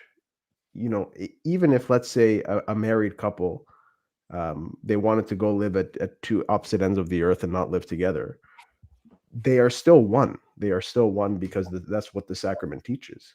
So can we not say that the Church of Christ is still one, even if neither of the institutions acknowledge that? Good question. Good question. First thing I want to say on that, I will make a... Go ahead. Sorry, real quick, because this is going to be faster. Just answer the question on the screen and then answer. Do you love the Church of the East too, like you say you love the Catholics? More than the Catholics. All right. I love them. As I was saying, I can make this slight concession. Most of Christendom nowadays believe, like in their heart, creedal confessions aside, one person, two natures, all they really mean is he's one subject, he's fully God, fully man. That's what they mean. And in that sense, they are trying to say the same things as us, but they don't understand why they're making the wrong claim. They don't understand the metaphysical implications, and whether that becomes a bigger issue, I'll talk about that right now. Christ wants us all to be one. We can grant it. And we all agree there is one Holy Catholic Apostolic Church. That's said at the end of the Nicene Creed. We all confess this. Could it be possible that we're all secretly united and we just don't know it? No. The church is visible unity. What makes it one is that it's one body. Why is it one body? Because we drink of one cup and we eat of one body. It's the one Christ who makes us one. If Christ is not one, even in your creedal confessions and your contradictory counsels, how can we have one bread and one Christ on the table that makes us one? If the church's unity itself is the same verse Christ used to say they are no longer two. You can read this in the book of Ephesians chapter 5, the last verses. He says, we are his body, his flesh, and of his bones. This is a great mystery. The two become one flesh, but I speak concerning Christ and the church, which he just called the body. And when Jesus interpreted that verse, he said they are no longer two. Two natures and one nature has never been irreconcilable. It was reconciled 433 and before that. It's reconciled from the start. Two natures is not irreconcilable to one nature. It's very simple. Two natures unite and make one nature. What becomes irreconcilable is after the oneness. That's what a union is. After the oneness, there is no oneness. That is when it becomes irreconcilable. That after the oneness, duality persists. Unity is oneness. So how can there be two after the oneness? That is where it becomes irreconcilable. Two natures signifies the distinction and the division between the things which come into unity, but the creedal confession of one nature is not just a fancy way to preserve the unity. It is the unity. It is the unity. That is the one Christ. That's why we say the church is united, because it's one church. That's why we say we are united in Christ's death, because it's one baptism. Since when has unity been duality after the oneness? Because that's what a unity is. And the Greek of Cyril and Chalcedon, when they say after the union, they're saying after the henosis. Heno means one, sis means becoming. So once you grant it's just a mere language issue, you've conceded two natures is false. Because think about why we're saying one nature. Why are we saying one nature? Because this is the unity. So if anyone says otherwise, we're not being rigorous. We're not being divisive men. On the contrary, we're being unitive men. This is the unity we have to uphold. This is the confession we have to uphold, because Christ said about two becoming one, then they are no longer two, but one. These are the words of Christ. So how can there be a natural union if there's two natures? Okay, but to your point, the visible unity, as you've described it, again, if we consider the oneness of a marriage, even if two people are completely separate and they both consider themselves to not be any longer associated with the other They party, become that doesn't adulterers. change the fact that they are. that they no they don't have to no they don't have to they don't have to proceed by way of necessarily engaging in other relationships.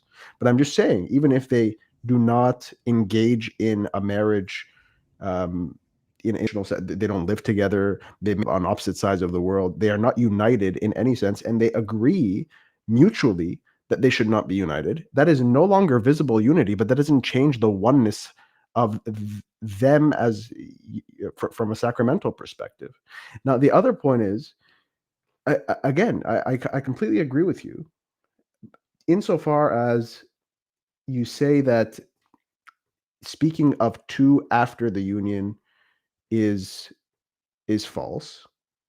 Okay, but we in a certain sense we do still speak of two insofar as we say that he is still fully divine and fully man, just his nature is a composite nature. Like, for example, if I approached you and I said, would you say that because this is a composite nature of his divinity and his humanity, that he is 50% man and 50% God, you would call me a heretic and throw me out of the room, and rightfully so. Mm-hmm. You're going to say, no, fully? Of course not. He's 100% man, 100% God, but you can't have 200% in one. It's not how it works from just purely based on numbers. Yeah, I would say he's 100% man and 100% God, and the nature is composite. But at the end of the day, if you say that, well, then that's 200%. That's two. So sure, if you're not speaking in terms of two after the union, in the Nestorian way, or dangerously close to that, and obviously that was the problem historically. But again, would you say that essentially, based off what you're saying, that the only path forward from perspective of reunification is that they would have to concede to the language that they currently use? They would have to concede, the two become one. But keep going. They would have to rid themselves. Sorry, they would have to rid themselves of the language that they currently use. You think that it's practically feasible? All that we're asking, renounce the duality after the oneness, because those are irreconcilable. I'll address the whole 100% whatever. I'll address that real quick. Forgive me. Can I bring up something very quickly from Saint Cyril? He says, it's either the response to Theodoret or to the bishops of the Orient, defending his 12th chapter. He says, if I remember verbatim correctly, Egar elethis eonosis, oduo paupantos esin, ala es, te kaimonos ho ex emphoin noetai Christos, which very directly translates, and this was used by Saint Severus of Antioch, and then later by Saint Elijah of Antioch in his epistle to Leo of Haran.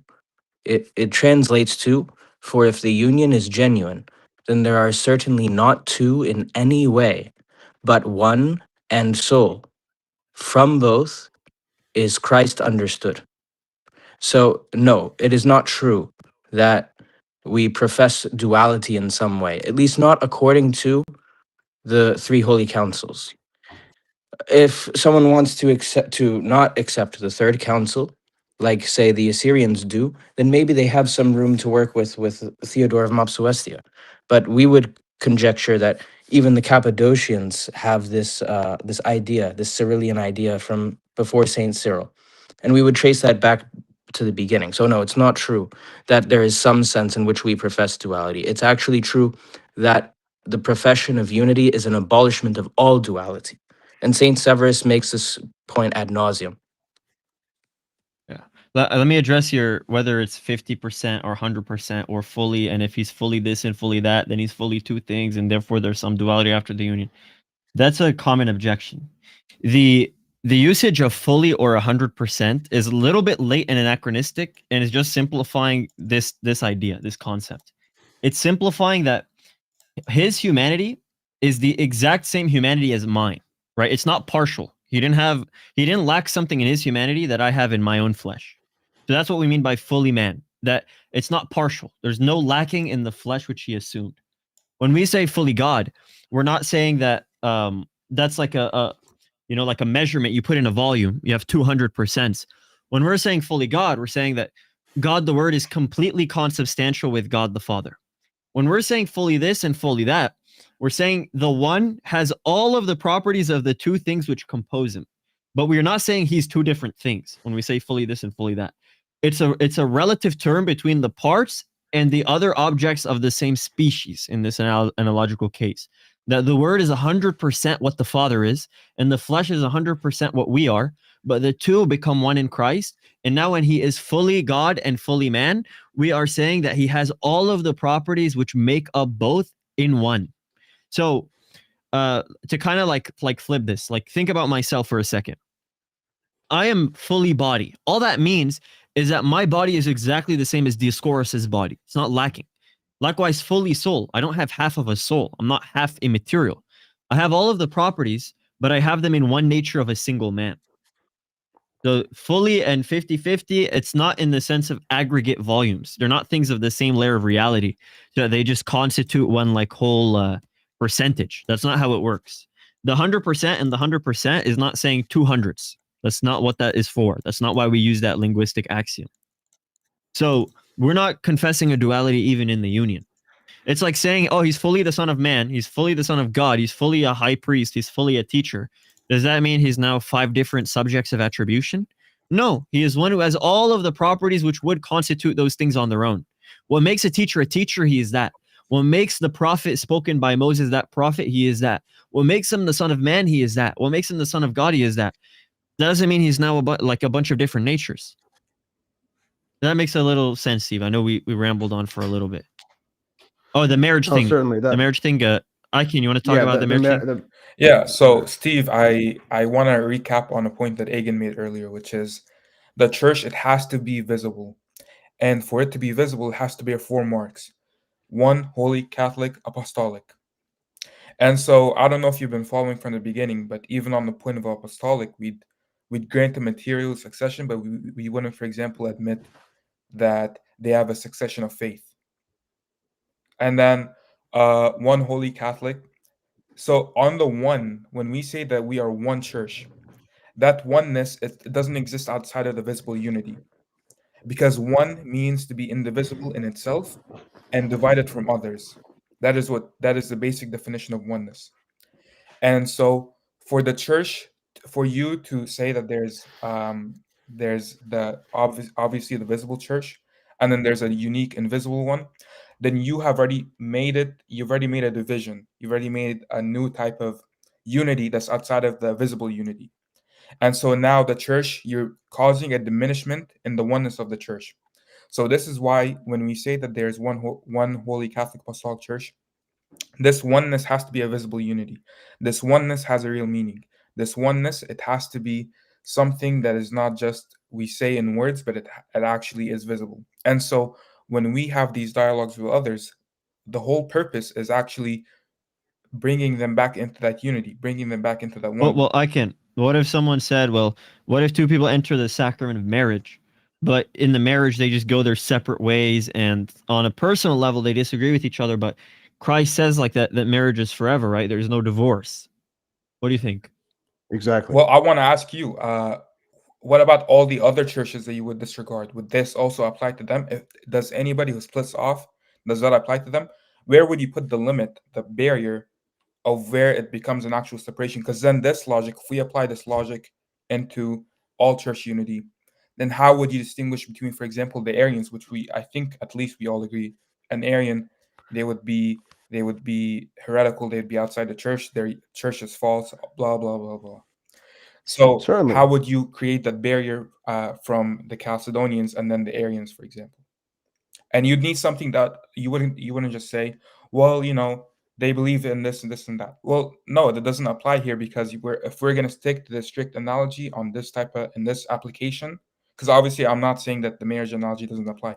The marriage analogy, of course, applies, but the marriage is between Christ and the church. Let me yes, potentially answer this. I can. Well, I wanted Steve to answer. Yeah, but I wanna throw this out there because I don't know how true it is. So I want to make sure with you first. I heard that Pope Shenouda and Babishoy and the Synod at that time said something like, if there is more than one mistake in the theology, then the barrier is further. So, like for example, let's say the Eastern Orthodox, they have the two natures thing, but the Roman Catholics have the two natures and the filioque, for example. So therefore, the Eastern Orthodox are not to be rebaptized, but the Roman Catholics are, or something like this. Is there anything like this kind of concept in that synod? Did they say something like that? So I'll focus on three main points if I can, and I'll try to be quick. So first off, I want to talk about what St. John Chrysostom says. St. John Chrysostom says that even if it's a very, very minute deviation, that is enough to consider them equal as basically the worst, the biggest deviation. Because Not just that, to throw this out, this is proven in history where the Arians' main contention with the Nicene Creedal Confession is literally an iota, a letter. Right. And then as for Pope, His Holiness Pope Shenouda and His Eminence Metropolitan Bishoy, I want to say that actually Pope Shenouda even has a letter or a work in one of the magazines that he used to write in, and he says that strictly speaking, absolutely and strictly speaking, all the other churches are not to be even considered churches because they don't have the unity of the church that is present only in the visible church. And so for us to now kind of read back into them, it wouldn't work so well. But Pope Shenouda and Anbab Choi, obviously there's definitely going to be a difference between, for example, the Eastern Orthodox and Roman Catholics who have far more issues, right? But I was asking Steve, this is why the point I was trying to make to Steve is, how would you be able to make a barrier? Because according to Steve, Yeah, even where if do you you add cross the more line? issues, if you're going to add more issues, that still wouldn't hinder that separation. He brings up, for example, two people who are completely disagree. They're on opposite sides of the world, blah, blah, blah, blah. Well, this would apply to anything that has any sort of deviation, whether small or big. So how would you create that metaphysical barrier between these two ideologies, between an Arian and a Chalcedonian, for example? And before So, you okay. answer that, Steve, I'm so sorry. I'm so No, please, sorry. please. We No, keep piling on. Yeah, forgive This me. is like an easy way to understand. The sacrament of marriage is inherently monogamous, right? One and one making one. It's not you can't have multiple wives. One and one making one. At the ecclesial level, the one bride is the entire church in its visible unity, and then the one groom, the bridegroom, is the one Christ. That we can say isn't annulled. And then physical applications would be like, let's say when like the church undergoes nepotism in its patriarchs or does something like really bad. Even in that case where they're dishonoring Christ, that sacrament was completed, that marriage. What you're asking is whether that marriage applies with all of the bodies of believers in that one bride. Do now they have that sacrament of marriage? No, because their oneness is in the part of being members, not just entering a sacrament of matrimony. And you're members by participating of the one cup and the one bread. If that was a mere sacrament like marriage, it would be a one and done. You did it once and it's over, right? But we keep taking Not communion to necessarily. keep No. reconfirming. Go ahead. Yeah, okay, but there are also there's a definition of marriage in terms of the obligations that each party within it owes to the other, and it's not one and done. You don't just get married and then go about living That's your not what I mean. normal lives I'm like talking you about did before that. I'm talking about the oneness before God. Like you don't the marriage doesn't get dissolved and then like that's what I mean. Sure, but you realize how that changes this whole notion of visible unity. Where's it defined? How In the history of the church, one holy Catholic and yeah, okay, but one holy Catholic and apostolic church. Mhm. Okay, we can agree on holy Catholic and apostolic for the time being. Mhm. Sorry, This oneness, who gets to define it? I'm back. Christ. I couldn't hear anything that just happened because I had to deafen, but I'll You're be. good. I would say the definer of it is Christ through the bishops and consent throughout church history. That's what I'd say is defined. Because think about it. Did Paul say that we're all married to each other in the church? Or did he say we're married to Christ? So like giving your analogy, like when two people are married and like they go their opposite ways, that oneness isn't abolished, right? But that's at the level of, Paul only says it's at the level of Christ and the bride. It doesn't say between the members and each other. The whole point of members that members can be lost. And that when one of the members suffers, the whole one suffers because there's no division. But we find that the marriage is with Christ. The church is married to Christ. not churches are married to each other. Right. And if I can add very, very, very quickly, this is actually a key point that like the question you asked, Steve, is very, very fundamental. Like it's very important. It's a very important question because it also plays into how the church views the historical Israelites and the modern Israelites. Because obviously, historically, the Jewish people in the Old Testament, they were part of the unity with Christ. They were the bride of Christ. They were the bride of God. That is how God speaks to them in the Old Testament. But then we know that obviously the modern religion of Judaism, that is not in any way the bride of God. It is not in any way united to God. And it is, on the contrary, very divided. And so what happens? Does God break his unity?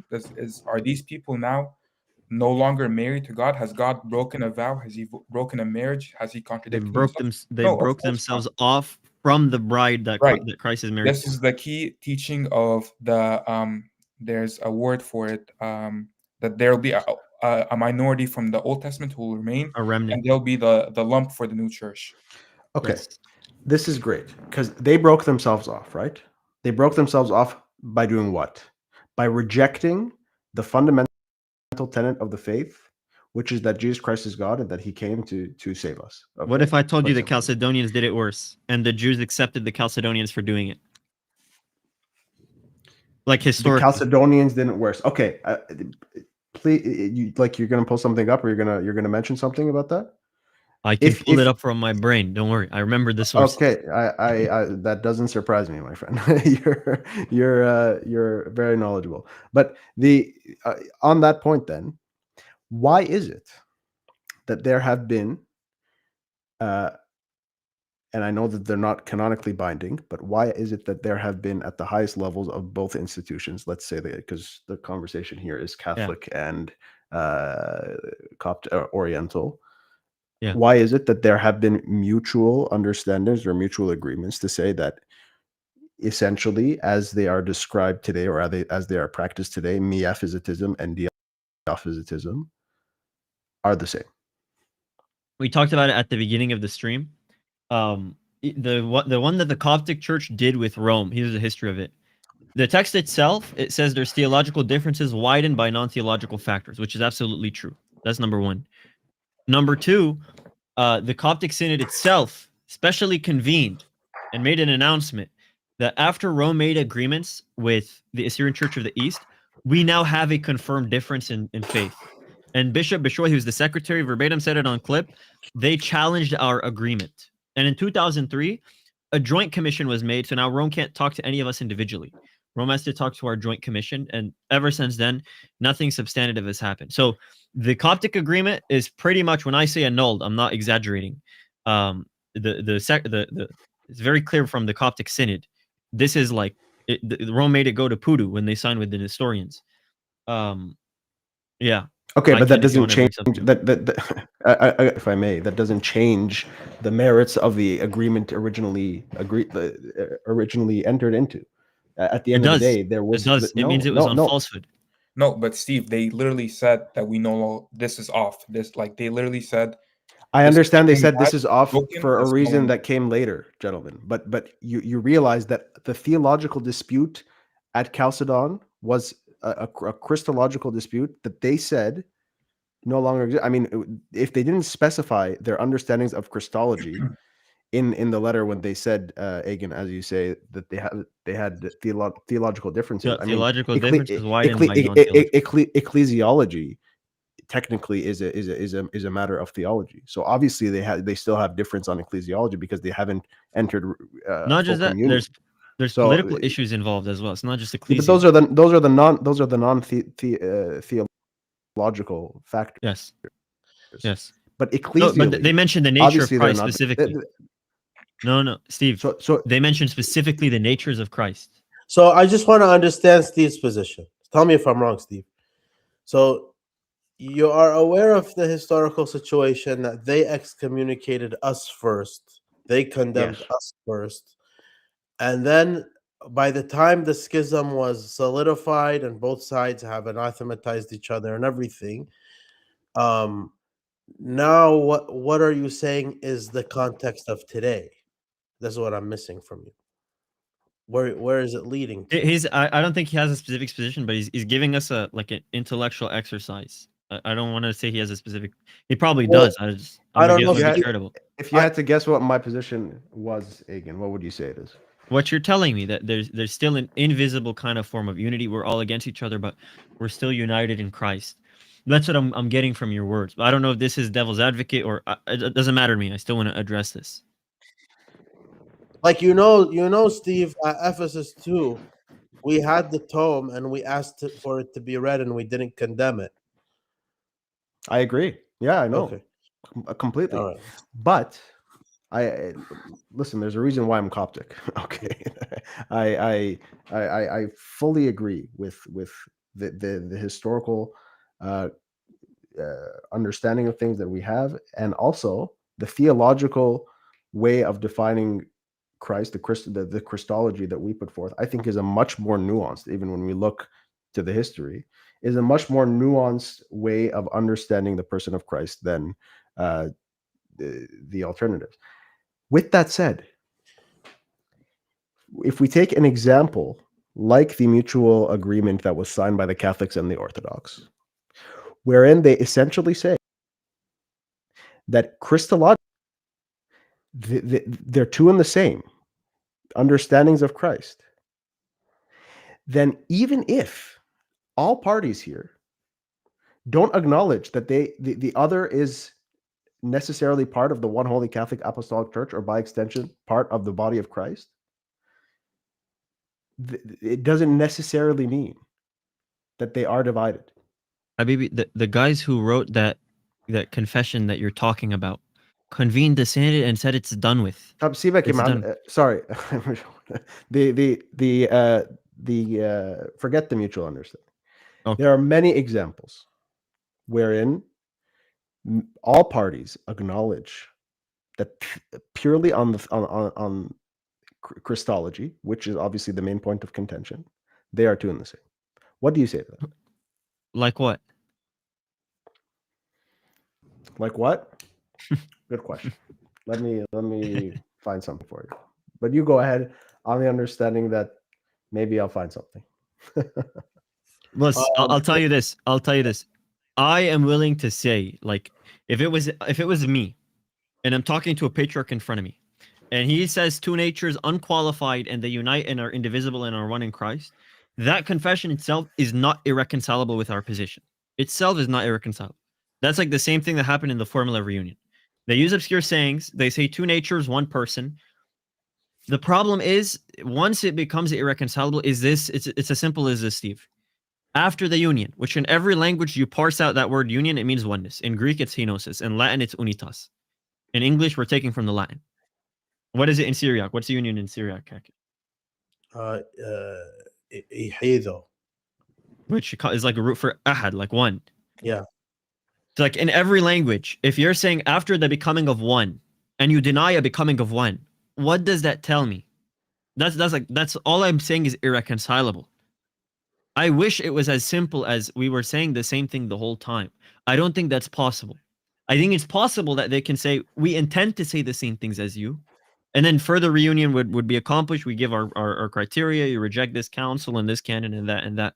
But so like this is the question I can ask, and I'll repackage it to you. Something to think about, Steve. And if you have a response now, I'd love to hear it. When the Arians added a single letter, I kid you not. The difference between the Nicene bishops and the Arian, although we can name a bunch of different differences, like they believe Christ is created, they don't believe he's fully God. You know how they expressed it? One extra letter. It was not a changed word. It was not a modified sentence. It was an additional letter to the creed. And that changed the faith.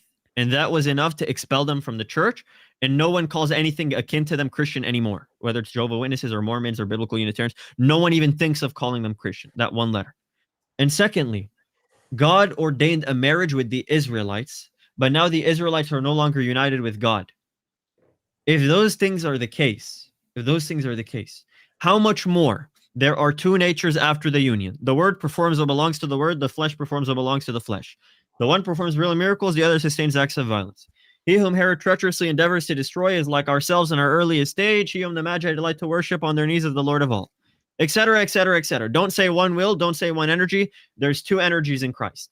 The letter E boss, we're going to accept you as the basis of your orthodoxy. We're going to teach the filioque, the Son is now a cause relative to the Spirit's hypostases. We're going to teach that the Virgin Mary was conceived without immaculate conception.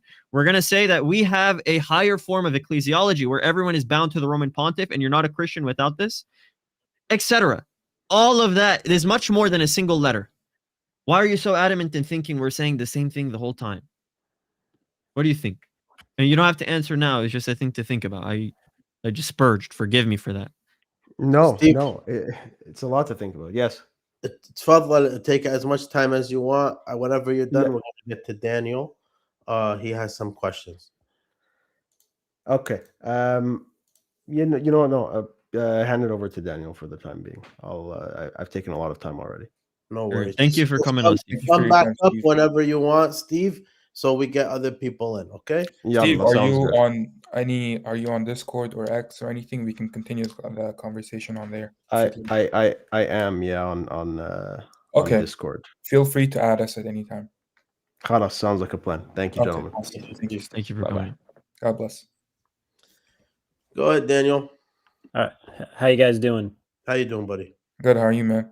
Good. So I'm Catholic, so I'm not part of your church, but I'm interested in what you believe.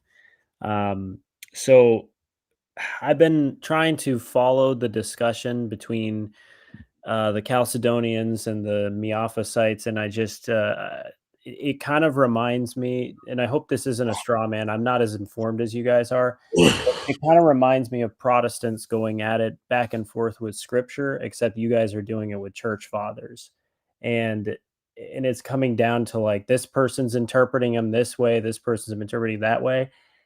And my question is can there be like a simpler way of approaching this? Like, for example, if we were to prove that the Pope has the authority, right, then wouldn't that just kind of solve the entire issue? Like whatever. Well, I interpret your proof for the papacy in this way. Yeah. So it would if we can prove that. Here's another simpler thing, in my opinion. And this is how I was able to make the decision. Is that once we see that in the third council, which side is the side that was dogmatized and canonized, in order to remain consistent, then you see what happens at the next one. The guys who lost at the third one win at the fourth, and the guys who win at the third lose in the fourth. So it's a contradiction then, and then that's it. It's that easy. But here's the thing, Daniel. I like the way you're getting at it. Like we need some sort of arbiter higher than the things we're interpreting, right? Because if we just go back and forth with Scripture, how do you know your interpretation is true? Well, you take it to the magisterium. If the magisterium debates, how do you know that's true? You're going to take it to a higher form of the magisterium. Eventually, you'll get to the Pope, right? He'll dogmatically define something. Mm-hmm. Well, how are you going to prove the papacy? It's not like it's an intuitive thing. You're going to go to Matthew 16:18. You're going to cite some church fathers to interpret it. I'll cite others. You're going to go to let's say Pope Victor's decision in the Quadrideciman controversy. You're going to interpret his actions one way. I'm going to interpret it another. So how do we even get to that common foundation? The only common foundation we have with our Roman Catholic brothers and sisters is the councils themselves. The councils are arbiters of the fathers. Just from a plain prima facie reading. Let me put it this way. Let's pretend, Daniel, the Third Ecumenical Council contradicts the Fourth Ecumenical Council, but the people of the Fourth Ecumenical Council have to hold the Third Ecumenical Council, and they're not going to rescind their position. What would you expect them to say? For those who keep the third council. Oh, sorry, I thought you were talking to me. Go ahead, Daniel. Yeah. If that was the case, then you would kind of have to reject the people talking at the Fourth Council. Right. But think about two apologists. Mr. Agan meets with another guy, right? And we're debating all throughout this. And let's say the truth of the matter was that Agan was right. The truth of the matter was Agan is right. Let's put that on the table. But the guys who accept the Fourth Council accept the third, right? If they're an apologist for their church, right? People are watching. They have to defend their position. What would you expect them to say and do? Wouldn't you expect them to complicate it? If Oriental Orthodox was true, they'd complicate it extra, like more than the primary sources make the evidence available. What do you think? if we were right and that the third actually contradicted the fourth, what do you expect the people who defend the fourth council would say about the third? Well, they try to harmonize it, I think. They Right. try. So it doesn't necessarily. Sorry, if you keep going, I don't want to. Yeah, If you no, had go more ahead. to say. Like here's my point. No matter what, whether the concept is super simple or whether it's super complicated, you're gonna tune into live streams where it sounds complicated. No matter what, right? Like if we had like Ephesus say there is not two natures, there is one nature. If that existed, no matter what, the other side would complicate it, even if it was that simple. Well, here's what I have to tell you. It is that simple. The council does say don't say two natures, say one nature. Oh, It's okay. that easy. Okay, If so, I, if, so oh, could sorry, you you guys may tell me go ahead. where I'm wrong? Like, so this is how I understand Christology so far. Okay, so I see that there's one person and he has two distinct natures, right? So he has a fully human nature and a fully divine nature, and they don't mix, they don't mingle. They're distinct, but they're united. So would you say that what I just said is heretical? If you mean it, the sense in which in 433 that the one person signifies a concrete reality, the two natures signify the things that bring about the concrete reality, and that you can only think of these two in the mind, you're Orthodox. Which is You're on mute, the Shabiki. majority, which is the majority of these churches, right? It is. What stands in the way is things of the past that just need to get solved. Yeah, what stands in the way is formal communion to the altar, to the And body. of course, there's obviously going to be the serious like theological issues. Like for example, the Christology. There's still the issue of the inhypostasis. I'm not gonna lie. I'm not even sure how the Roman Catholics really go about the inhypostasis, because obviously you're They've gonna thrown see it it under the far bus more. to me. You're gonna see it far more on the Eastern Orthodox side. The Roman Catholics, of course, they accept. Of course, they bring it up, but they kind of don't give it such a big role as the Eastern Orthodox do, right? And then there's obviously going to be the other differences, the filioque, the papacy. And me and Agan like to say this a lot. The papacy is as historic as Diophysitism is, as Chalcedonianism is. It's as Diophysite as Diophysitism is as well. Right. Like these two issues, they come up at the same time because for the most part, you're going to see that most people would say, where did the papacy begin? They're going to point to Pope Leo the First. This is from anybody. Maybe the Eastern Orthodox don't like to admit it as much, but even some No, of a lot of Eastern Orthodox academics do virtually Right. like every Anglican does. Right. But here's the thing I love about Catholics. This is something I really, really appreciate about them and love about them, is that today they're very honest about certain things. You tell them the letter of Ibas, it was clearly accepted at Chalcedon. This is something I know Daniel Kakishi love to bring this up. Letter of Ibas is accepted in Chalcedon. It's Constantinople II comes along. They say, actually, never mind. We never accepted that. The Catholics today would tell us, no, that Constantinople II, it was wrong for saying that. Chalcedon did accept the letter of Ibas. That was wrong. And then we tell them, okay, what do you think about our view of the one nature? They'd say, no, your view of the one nature, fully God, fully man, that's good. Good job. And so, but I would like to bring up, well, it's very, very nice that you guys today are so open and welcoming to us and very accommodating of our view. But I would say that Your mic cut out. Guys, listen. Dioscoros, did you have anything to say, or Miki? Because we have people trying to get on, and the thing is full. So I Yeah. don't know. Yeah. Go for it. So the one thing I wanted to say was with regard to ecclesiology from beforehand. I think it was Steve, if I remember correctly. Steve. Yeah, but just a side note, not relating to him, but to the topic of conversation. We have to remember that in our idea of the one church, that it's not this invisible communion that is able to be one outside of the visibility of communion. Which is why even groups that didn't innovate heresies, like the Novatians, were seen as not being part of the one church. And this carried over for the one baptism too. And that's how we get to the episode of the baptism controversy during the time of Saint Cyprian of Carthage and Saint Firmilian of Caesarea. So it's important to keep that in mind. If we don't keep that in mind and we try to move into today and say, oh, well, they're not heretics, So then are you saying they're just schismatics? If they're just schismatics, even if we were to grant that, there's still things that necessarily follow from that. The same which followed from the Novatians back then. Okay. So are you kind of saying that it's not always that our formulation is wrong? You're saying like what it leads to is the problem?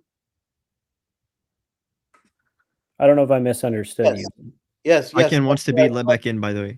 But it's also that there are certain historical implications of the disagreement. So really, again, it's very important that if you are recognizing a difference, you recognize it within the historical context it happened. So if you're asking, what would the difference be? The difference would be that our Christological formula was not acceptable to Rome. Hmm. That's the initial instance. Okay. Rome excommunicated us. Hmm. Our Christological formula was the same one that we've always had from the beginning, from Cyril, from Rabula the Great, and from before them. You find Ephraim the Syrian, the Cappadocians, and earlier, Ignatius of Antioch, whatever you want. Yeah. So it comes all the way down. And so Rome was not tolerant of this. This is how it started. So then once it was built, once it was established, what the differences were, that we're talking about one particular after the union, and Rome was talking about two particulars after the union, each one working. So two modes of work, two workers, if you will. Now, I can back up, by the way. He's trying to get back up. Oh, Does that also include the wills as well? yeah, that does, but it comes later. Okay. So the problem is when you include, hold on. How do I do this? Okay. So when all this stuff happens, then it becomes a true difference. Eventually, you see that there are movements to reapproach, to make things a little bit more reconcilable, especially in the East. Like they have this fifth council to try to reconcile us and stuff. It's not enough, but there are movements to kind of come around. We're at the point now in the history of humanity in 2025 that if you ask Assyrian Church of the East, if you ask Roman Catholic, if you ask Eastern Orthodox, Oriental Orthodox, you ask them, the regular lay people, how many Jesuses are there? One. Is Jesus fully God? Yes. Is he fully human? Yes. Is he human in this thing and God in another thing? No. He's God and man in everything he does. Then most of the people are saying the same thing. Yeah, it's mainly creedal things that are holding back reunion, and it's not easy to retract some things of the past. So then that's where you get discussions like what we have right now. Well, are we really saying the same thing, or is it just the conclusions lead a certain way? We would say in the what caused the schism, two different groups saying completely different things. Nowadays, people aren't as educated on that. So when everyone's trying to confess the same thing and pushing for unity, people assume that when unity isn't achieved instantaneously, that it's because of devices or prideful reason. So I think it's very simple to reunite the church on the fact from like the ground up. If you were to do it from the ground up and just ask your common layperson, like, do you really care about your fourth council that much? I think most people would say no. Clearly not. Yeah, because if they did, that we wouldn't be saying the same thing now. I'm back now. I was my internet just kamikazed for some reason. It was insane, but I'm back now. The point I was hoping to make before I got completely destroyed by my internet was the Roman Catholics. They're very kind to us, and of course they make all these concessions about things that in the past 1,500 years they never conceded to, right? And so, but when it comes to the question of the one true church, which I think Daniel basically mentioned my line of thought here, but I came in too late to notice. when it comes to the question of finding the one true church, is this church, is the trueness of it true in every single era? Like if today I come to you and I bring up, well, Miaphysitism is clearly taught in the Third Council. The Fourth Council teaches a heresy, and this heresy is rejected by the later council, and you're accepting all these things. That's very nice for you today, but is that true, for example, 500 years ago, 1,000 years ago, 1,500 years ago? Would you be able to say that all in that time period? And if you can't, then that begs the question of the trueness of your church. That begs the question of how then can you say that this church was always true and it was always recognizably true? Like you could always point to it and see this is a true church because for this, this, and this reason. Does that make sense? Does that answer your questions, Daniel? Yeah, I think it does. So I know there's other people who want to come up. I appreciate you guys taking Oh, time. thanks, Daniel. No problem, buddy. Would you say that? So I actually have a few Coptic churches down the road from me. Would you? And this is kind of a blunt question. Do you think that it is necessary for salvation, even if I'm still not completely knowledgeable or convinced of what you guys are saying? Would you say it's still necessary for my salvation to go to that Coptic church and say, "Hey, I want to become Coptic now"? I'm just going to be blunt about it. Yeah. Okay. I appreciate that you guys are honest about it. I mean, I think we sound a little bit more ecumenical in the Catholic Church. We're like, oh, but you guys. Let me like, give you, hey. So- give you the cleanest bit of charity on this matter: salvation outside the church. Like we had that common stance that we admit already. If you were to ask a modern guy today, they don't understand the nuances of this, and there's one Christ, fully God, fully man. Khalas, it's done, right? We're like they believe the standard deposit of faith that's taught in the Gospels, right? Because of that looming ignorance, right? Not everyone knows what the creed, who's the ones who composed the creed and why, and what documents were accepted, and why the Fifth Council was convened. God grants grace in certain specific cases when he wants to pardon certain people. And he does it based on numerable factors. For example, ignorance. If you want to talk about St. Severus and how St. Severus explains God's pardoning, he makes a distinction between basically the ones who caused the schism and the followers of it, and that God doesn't treat them the same way. So we're not saying, neither me or Subdeacon are saying you're going to go to hell if you don't visit your local Coptic church. Yeah, we're not saying that. Okay. We're just saying there's one institution Christ founded. This is the institution which he gave his grace. If you were to be saved outside, it would not be because of any other institution. It would be because of God pardoning you. If you have the option to go that normative means, why wouldn't you? I mean, isn't that for your salvation in some sense? It'll give you a higher chance if we're going to speak in probabilities. True. There's something that a Syriac saint whom I love, he says something very beautiful on a similar topic to this. It's not the exact same topic, but it's a very similar topic. Saint Cyriacus of Tikrit, he talks about the idea of the for example, when we give alms, when we do good on the behalf of the people who have passed away. So the prayers we offer and stuff like that. So he answers the question of can people then be saved as a result of these prayers we offer for them, as the almsgiving we do on their behalf, etc., etc. Of course, yes. Church tradition is a very clear witness to this. But then he answers, well, then can somebody rely their salvation on that? Can you rely your salvation on that somebody in your family, maybe somebody more righteous than you, will make prayers on your behalf, or will offer almsgiving on your behalf, or do any of this stuff on your behalf? No. If you place your salvation in it, he says, this is what our saint says, if you place your salvation in it, then you're basically already condemning yourself. Because you've put your salvation in something that's uncertain. You've put your salvation in something that's not clear. Yeah. So it would be very, very wrong for us to tell you that, it doesn't really matter. And that's why all three of us were very serious about this. We're going to tell you any heresy, any deviation, and any being outside of the church in any way, that is a hurdle to salvation. It is a hurdle. Does that mean it's fully impossible?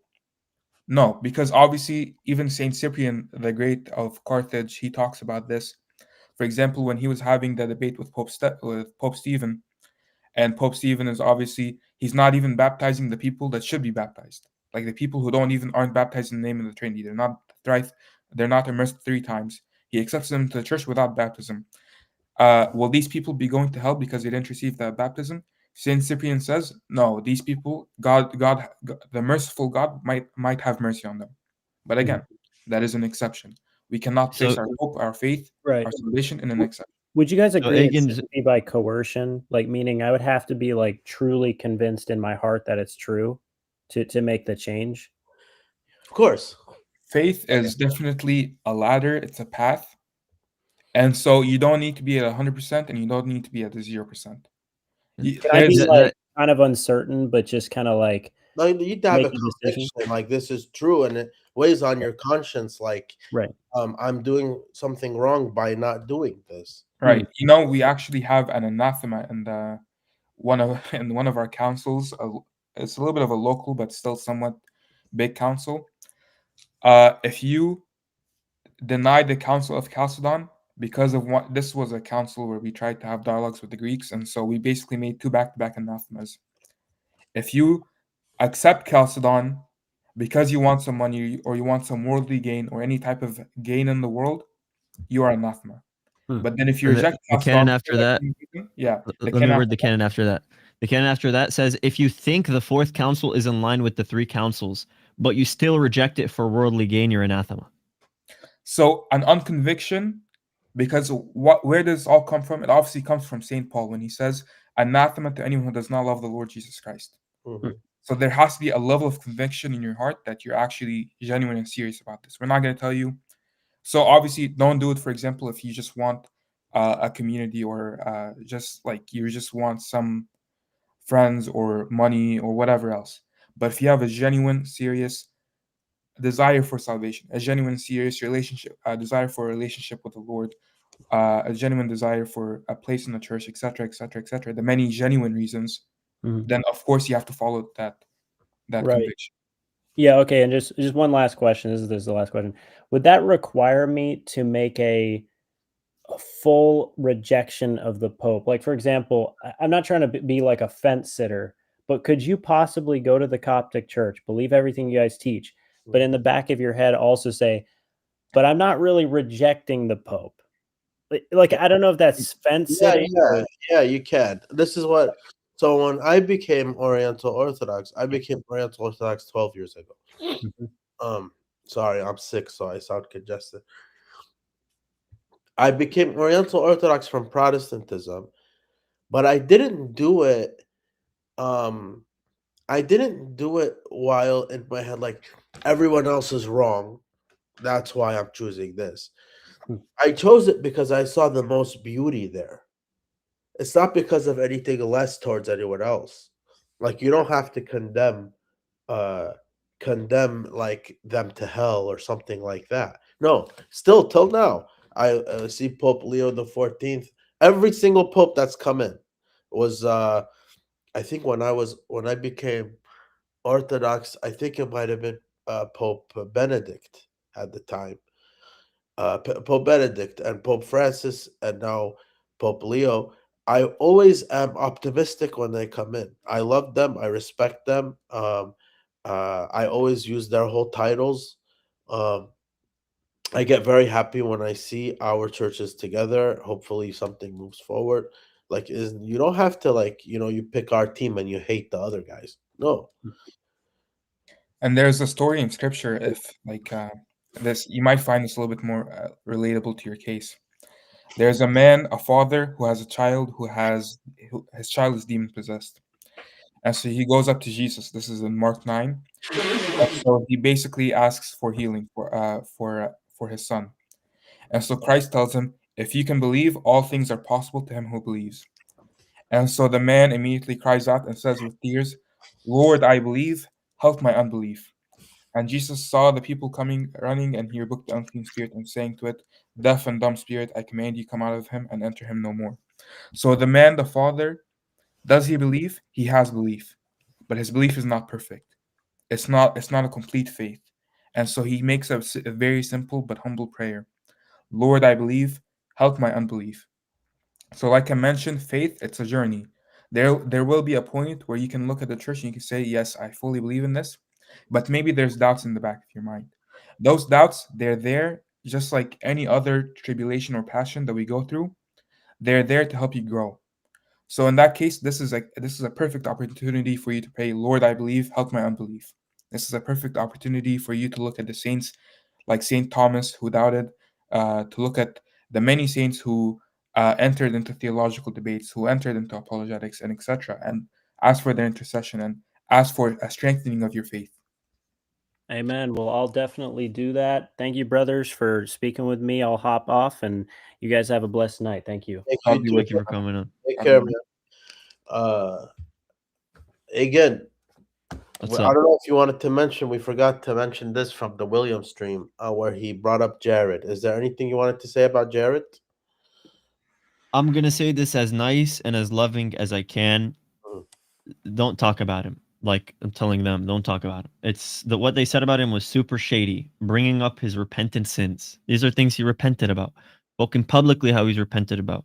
Spoken publicly how these are bad things he did, and they're bringing it back into light because he decided to be Oriental Orthodox. What happened to this division that we're accused of? Yeah. Shouldn't you be happy that he joined a church who affirms beliefs that you do, just lacking the papacy? Like, why demonize a man in such a way? Because that is the real definition of demonizing, not what I said about their ancestors or anything. So pray for him. Pray for him. And William said that he spoke badly about him, and I don't know. I'm ignorant about it. The only thing I saw was Jared had it's said because hold on. Jared put a clip on his story, and that's why he got upset. Jared said he made a mistake or something, right? That's what he said.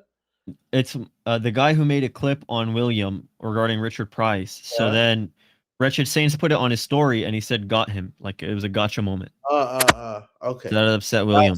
That's what he meant. Okay. Yeah. So I just read he had written a paragraph to Ari, I think it was, saying William made a mistake. Yes. I thought talking about that clip. Yeah, I thought that's all he said. I didn't know about the Gotham thing. Okay. Yeah. All right. Let's see the other guys. Yeah, and then wrap it up. Nick and Daniel.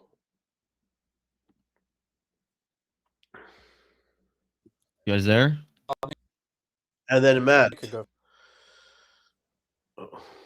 Daniel, go ahead, Daniel.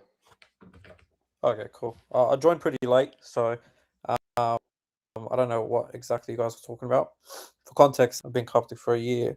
I just wanted to ask, why exactly does the formula matter just as much as the conclusion when it comes to Christology?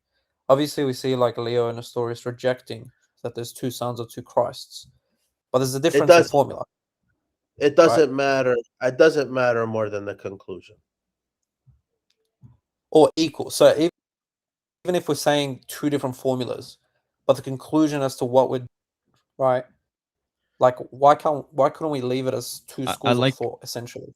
I like what you said earlier. That Leo and we reject two sons. I'll give you a third guy who rejected two sons. Nestorius. Okay. So again, it's not that the formula is more important than the conclusion, and it's not that the conclusions are the same. They're not.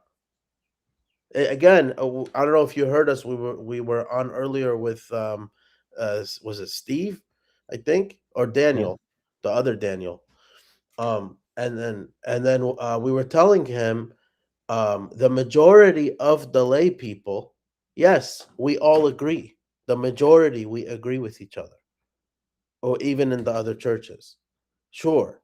But if we're talking about in the historical context and the disagreements that they had with each other, no, those are real disagreements. We don't understand them better than they understood each other. Nobody. Let me ask you a question, Daniel. How do you learn of someone's conclusions? By their formula, or what they're saying. There's your answer. If Leo was just like, let's say he was a bad rhetorician, but he still would have conceded that two natures are in thought and they don't have any persistent duality after the union, and there's a sense in which you can say one nature, but I'd prefer to use this language, there would have never been a schism in the first place. When you anathematize us and say they pretend to deceive our alertness by professing to believe in but one incarnate nature of the Son, and that there are two substances in Christ, one is the Savior, the other is the saved. I mean, where else do you get the conclusions if not from the expressions?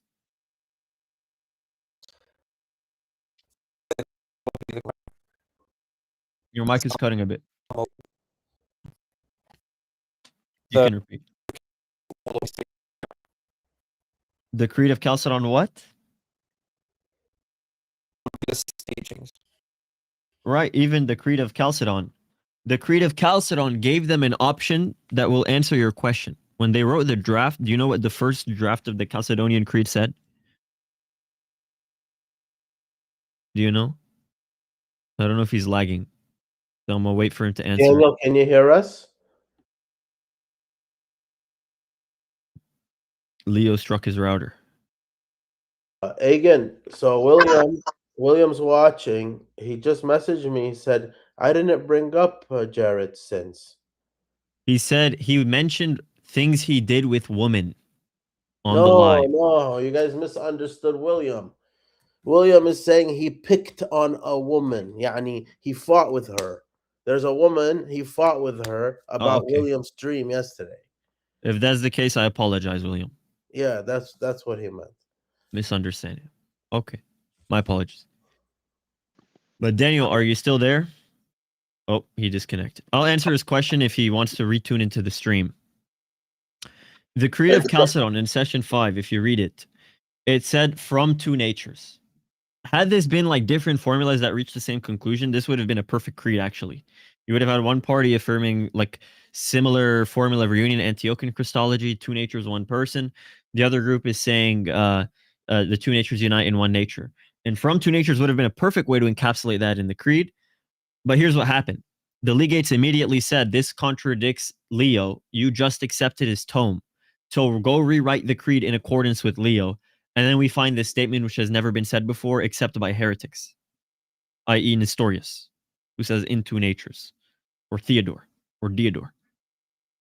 So I'm okay with the idea of different formulas coming to the same conclusion. That's what happened at 433. But two natures after the union is a conclusion. It's not its own formula. In two natures is not its own formula. It's a conclusion. Let's hear from Nick and Matt.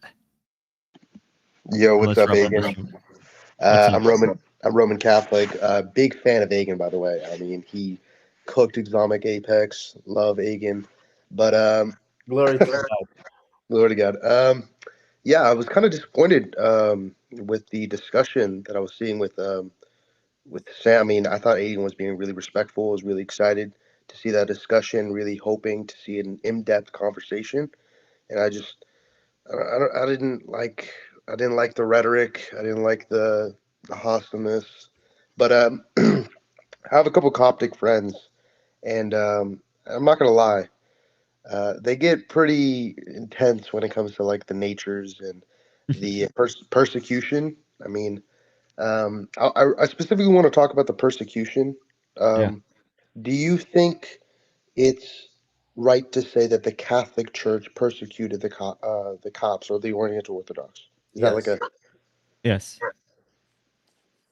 But at this time, it's like under imperial rule, and didn't Pope Leo the Great even like warned about the persecution, and Pope Gregory and the following popes like condemned this, right? So actually it's the opposite. And Eric Ibarra, you know Eric Ibarra? No, who is this? Eric Ibarra is a Roman Catholic historian and author and apologist. Eric Ibarra admits this. He says it. He not admits it like begrudgingly or something. He openly testifies to the matter of fact historically that this has happened. Not just Pope Leo of Rome, but also Pope Hormisdas. They told the emperor in the time of Leo it was Marcion, in the time of Hormisdas it was Justin. They told both of them. They said if they are not accepting like Leo's tome or the formula of Hormisdas, force it by soldiers. Okay. I guess but there's also like key evidence of like Pope Leo the Great saying nothing should be done by force. Faith is not imposed; it is proposed. In his Leo's letters in 28 to 104 in his epistles. The Quran says the same. I just I'm really having a hard time of like seeing like a decree from the Pope to persecute the Copts for not accepting the two natures, because this is You under don't have imperial to take rule. our word for it, brother. If I was you, if I was a Roman Catholic, I would not listen to what I'm saying right now. But I'm telling you, check out Eric Ibarra, who's Catholic. He'll tell you. He'll show you. Volker Menzi, in his book Justinian and the Making of the Syrian Orthodox Church, he gives a lot of information about this. And I think he's German Catholic, if I remember correctly. By the way, keep in mind that in cases where there's persecution, even silence about something like this, that is the same as permitting it. It's the same as agreeing with it. This is how it works for matters of heresy, matters of persecution, matters of suffering. If you're going to be silent about something when you know it's morally wrong, that's equivalent to agreeing with it. Yeah, but from a moral perspective, I'll say from a moral perspective, it doesn't have to be from a historical perspective, but from a moral perspective, it would be the same. I feel you. I mean, because from my perspective, I'm like been reading up on the persecution, and the emperor at this time took out the Oriental bishops and put in his own bishops that were more loyal to the emperor at this time instead of Yeah, but who know? appointed those bishops? So let's say in the case of Antioch, Severus of Antioch in 518, he was exiled. He went into exile in Egypt. Paul the Jew replaced him in Antioch. Who appointed Paul the Jew to Antioch? I don't know who is the Pope of Rome. The Pope of Rome picked him. But can't you have them? I mean, can't you just have bad them bishops? How? Of course. Yeah, I'm not saying this is a dogma for the Roman Catholic Church. These are abuses. If I was Roman Catholic, I would acknowledge, yes, this happened and we were wrong. That we're sorry. Which is a good place to start. Like I don't none of us have ever asked for reparations. That's corny. We're proud of this. We're happy this happened. It's how we have our faith preserved and it's how it came to us. We're not asking for apologies. It's just a good place to start. Recognize what happened in the past, how we can move forward. We're not going to hold grudges or anything.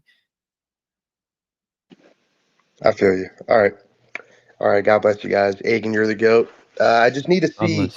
I would need to see an in-depth discussion with a real knowledgeable Roman Catholic on some of these issues. I would love Coming to soon, brother. You look I for would it. love It's to going to see be it. Agan and Elijah Yassi. Awesome. All right. God bless you guys. Nick, are you on Discord?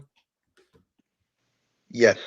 Okay, well, make sure to open a question chat in the Agan server, and I'll try to send in some scholars later. It's discord.gg/orthodox if you don't know.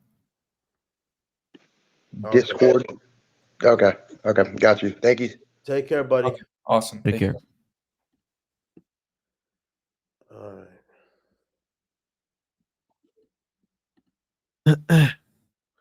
All right.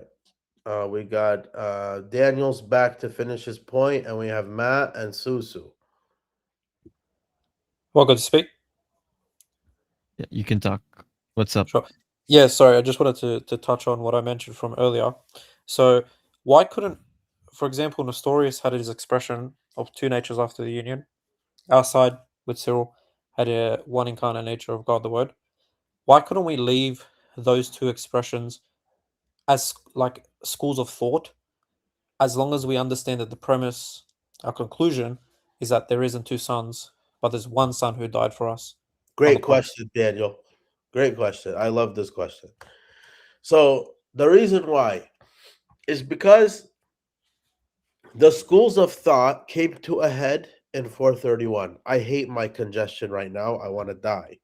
So in 431, the schools came to a head, and The synod, Ephesus 431. It happens on June 22nd, 431 AD. The school of Antioch, the Antiochian side, was not present. They didn't get there on time, so the council started. And then the situation was that the Alexandrian school, so called, by the way, these are just terms for, because Diodore had started a school in Antioch, but it doesn't mean that Antiochian Christology was like this before him. No, that's not the case.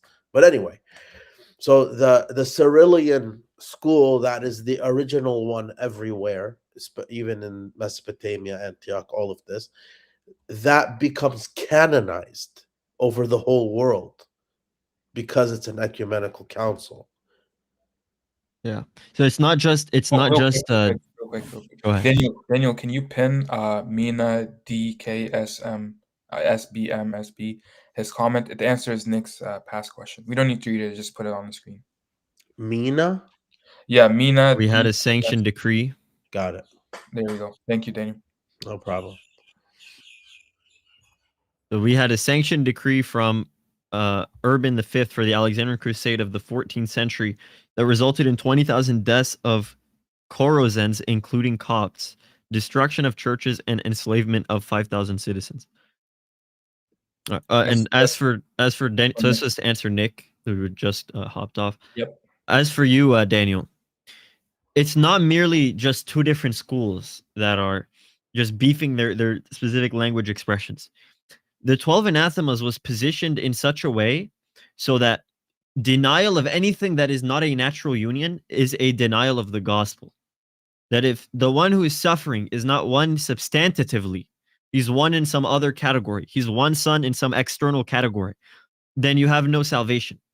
So it wasn't that we're going to decide that this set of usage is better than that one. It's that one cannot account for our salvation. That's what happened at Ephesus 431. So Cyril's... Go ahead. So go ahead. What isn't that essentially just relying upon like our own human intellect to draw these formulas? Because Nestorius would have had the same understanding that even though he disagreed with Saint Cyril's formula, he still had the understanding there was still one son who died on the cross, and there wasn't. But what is that one son for him? Well, in our view, I don't know if he himself would have accepted it, but in our view, the prosopon of God, the Word, and Jesus. That is what. So, like, let me give you an example. Why didn't Athanasius and Arius arrive at the same conclusion? Like, if you wrote out the proposition, God died for you on the cross, both of them would agree to that. What happens? What's the difference? One is the same essence, one is of like essence. Right. And in the case of Christ, the one that's dying for you is a substantive reality. For the sake of Nestorius, the one that's dying for you is a common appellation of two substantive realities. Right. But if you asked Arius, is Christ consubstantial with the Father, he'll deny that. And if you ask Nestorius, is there a natural union, he'll deny that. Right, but it's just his sort of cultural theological understanding that two natures. It's not cultural. It's from Theodore and Diodore. It's Greek innovation. Like, you could point to the same thing with Arius. You could say consubstantial is a formula. I mean, are we just... the problem, Daniel? Yes, like in you could say the late 4th century, there was an ignorant tolerance. You say it that way, like an unknowing tolerance of the schools, because it didn't come to a head yet, right? Gregory of Nazianzus had an idea. He wrote his 10 anathemas, I think it is, against Diodore. He just doesn't mention his name. So there's already, it's simmering. The two views were not reconcilable to them. There had to be only one. Okay. So just a final question. What would you say is sort of how do we repair this in today's age, where sort of the arguments have developed so extensively and so in depth, which you guys have experienced with other apologists from the Catholic Church or the Eastern Orthodox? What do we say today? How do we simplify things? How do we get to the core tenets? You answered it. It's been developed so much. It gets to a point where you're not just nuancing, you are inventing theology. All that has to do is take a time machine back. What did Cyril say and why? What did Nestorius say and why? What did Ephesus say and why? What did Leo say and why? What did Dioscorus say and why? Make that into one big formula, and there you go. Yeah, and then praying and fasting, like, bro, to be honest, I wish I never got into all of this complication. I just wanted to be singing my Syriac hymns, and that's it. Be happy. And then next thing I know, I'm dragged into all these fights with everybody. It's crazy. Thank you, guys. God bless the service. Take care, buddy. Let's keep these last two the last people, Subdeacon. Okay, Susu. Actually, let's do. Susu, do you want to go, or do you want JJ to go, and you're the last one? Well, my question's about Islam, so if it might be too like of a distraction, or I guess like off topic, I can always wait. JJ, how long is your question? JJ Habibi, are you there? I don't think JJ's there. Okay, so my question is, and JJ, hold on, we have an Alex. Oh, Alex, what's your question? He'll be the last one. Hello, how you guys doing? Alex, is your question long or is it short? I'm not really sure, to be honest. It's kind of like an Assyrian Church of the East question. I don't know if it's like appropriate. Okay, let's do Susu. Susu, do you want to go last or no? Sure, I can go last. I can wait. Okay, go for it, Alex. So, I just wanted to ask, like, how do you go about refuting like the Assyrian Church of the East, and like why exactly is a Nestorian Christology problematic? Daniel Kakish. I know this is long. Do you want to? Okay, here's what I have to say. And ask any Assyrian church. Are you Assyrian, by the way? I'm not. Okay. So the Assyrian Church of the East, I love and respect very much. They are my brothers. I'm half Assyrian. The Syriac Orthodox Church is Assyrian. So the reason why I chose the Syriac Orthodox Church over the Assyrian Church of the East, even though I'm East Syriac in language, is because I saw that the Syriac fathers that we both share, in the earliest centuries, they weren't speaking that way. There was no speaking of two subjects like that. There's no he's and hims, and the he and the he is talking to the other he. That you don't see that in the early Syriac fathers. As much as I love and respect them, and that's the most church from all of them that I want unity with, for obviously biased reasons. That's I don't see how the Greek innovation of Diodore, Nestorius, how that is reconcilable to the early Syriac tradition. I think it's a foreign like entry, and so I think that the Greek influence has influenced them in order to go that way, versus Also, the Syriac Orthodox that keep the original Syriac faith. A simple proof is that after 433, there didn't exist a single identifiable synod that rejected the Third Ecumenical Council. Like, if your qualms is with Ephesus, say something. It doesn't seem to me, I've looked for this, me and Subdeacon did, doesn't seem that there was any synodal formal rejection of Ephesus from the Assyrians, period. It only appeared in independent writers like Mar Babai and Mar Narsai. And even then, their corpus, I looked this up recently, the earliest, not saying it's forged or anything, I'm just letting you know how late this is. Earliest manuscripts of those documents are like 13th and 15th century.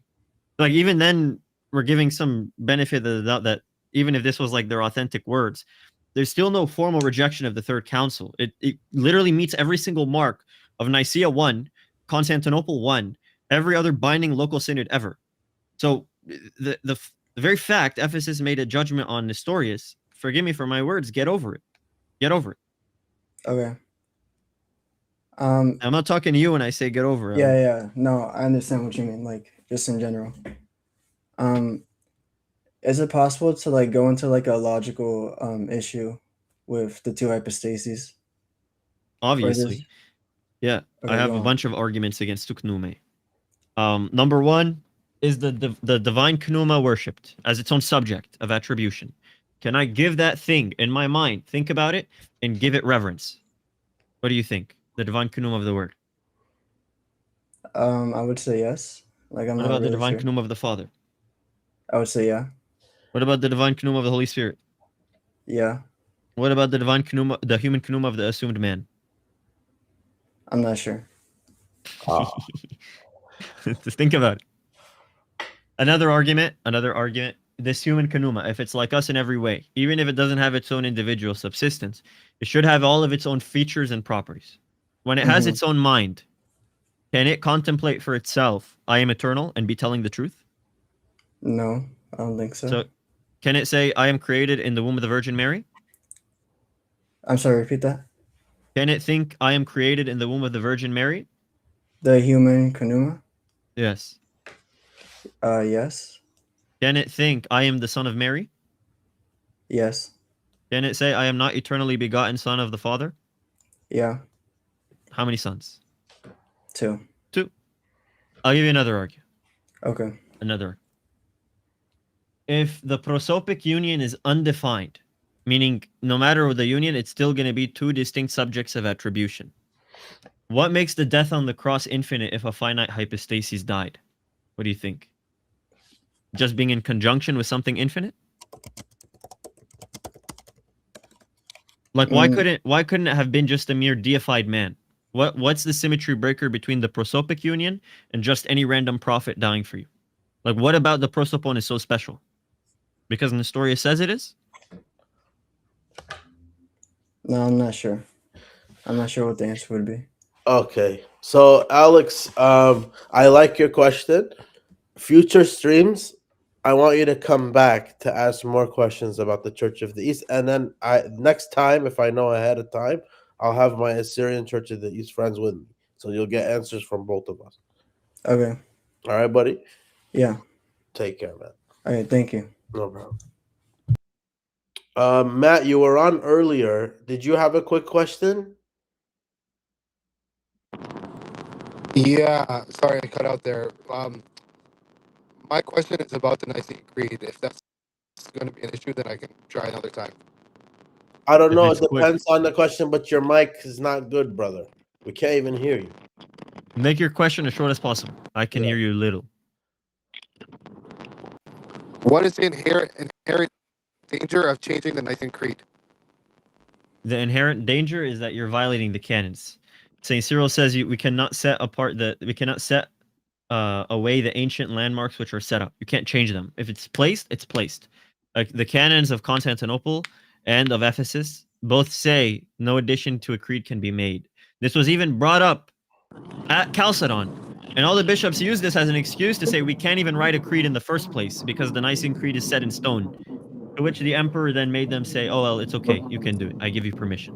And then they did it. Okay, this is the reason why I asked this question. I'm Coptic Orthodox, and I'm not going to specify where I am, but it's come to our attention that one of our churches has taken out "for us men" in that part of the creed and say either "for us" or "for us humans." So I'm just trying to. So I'm trying to figure out I'm arguing that's inherently dangerous because I know that's also cause for an anathema. At least it's for us humans. That's like the same thing as for us men in the Greek. So like it's not that bad, but like why have that audacity in the first place? If it's just the English translation, It's good that you question this. If it's just the English Because- translation, I don't think it's like anathema worthy, but like it tells you something about that parish.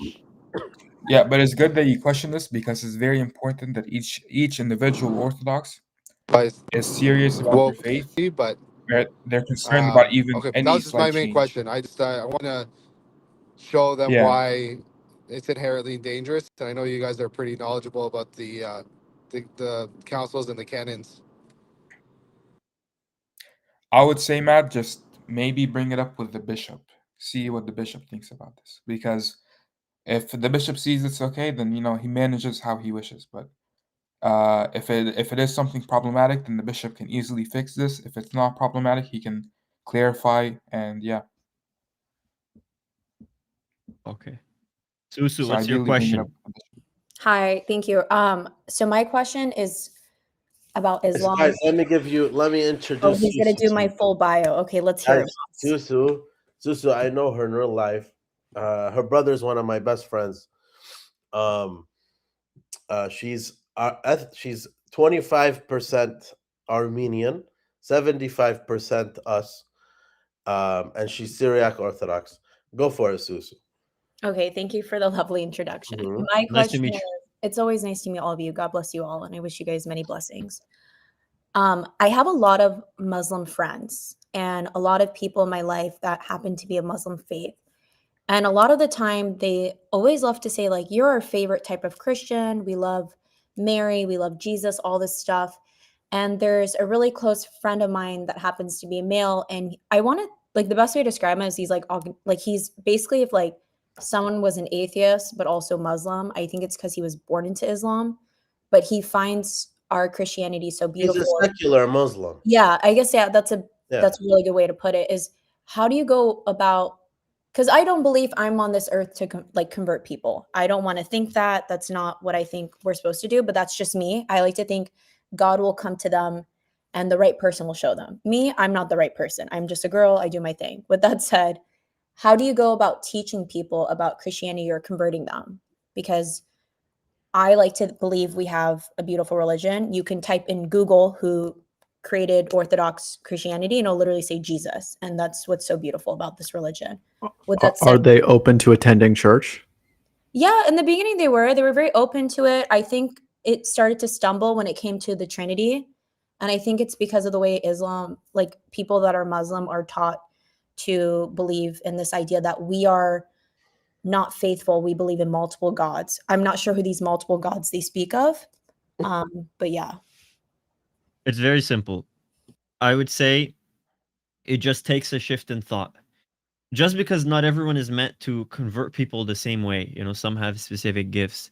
Some go on street preaching. Some can give beautiful homilies. Some debate Muslims. Some it can be a multitude of things. But it's called on every Christian, every single Christian, to bear witness to light and to be that light. And that is conversion itself. So everyone is called to convert. Man, woman, young, old. All of us are. And the best thing every Christian should do is live the gospel. It was during the time of St. Peter, the first century, where he writes that famous verse we all know that be prepared to give a defense to people who are going to ask you questions. The reason he wrote that verse is because that's what people were doing when they were seeing how the Christians lived their lives, how they were willing to suffer instead of worship the Roman Empire's gods and whatever it may be.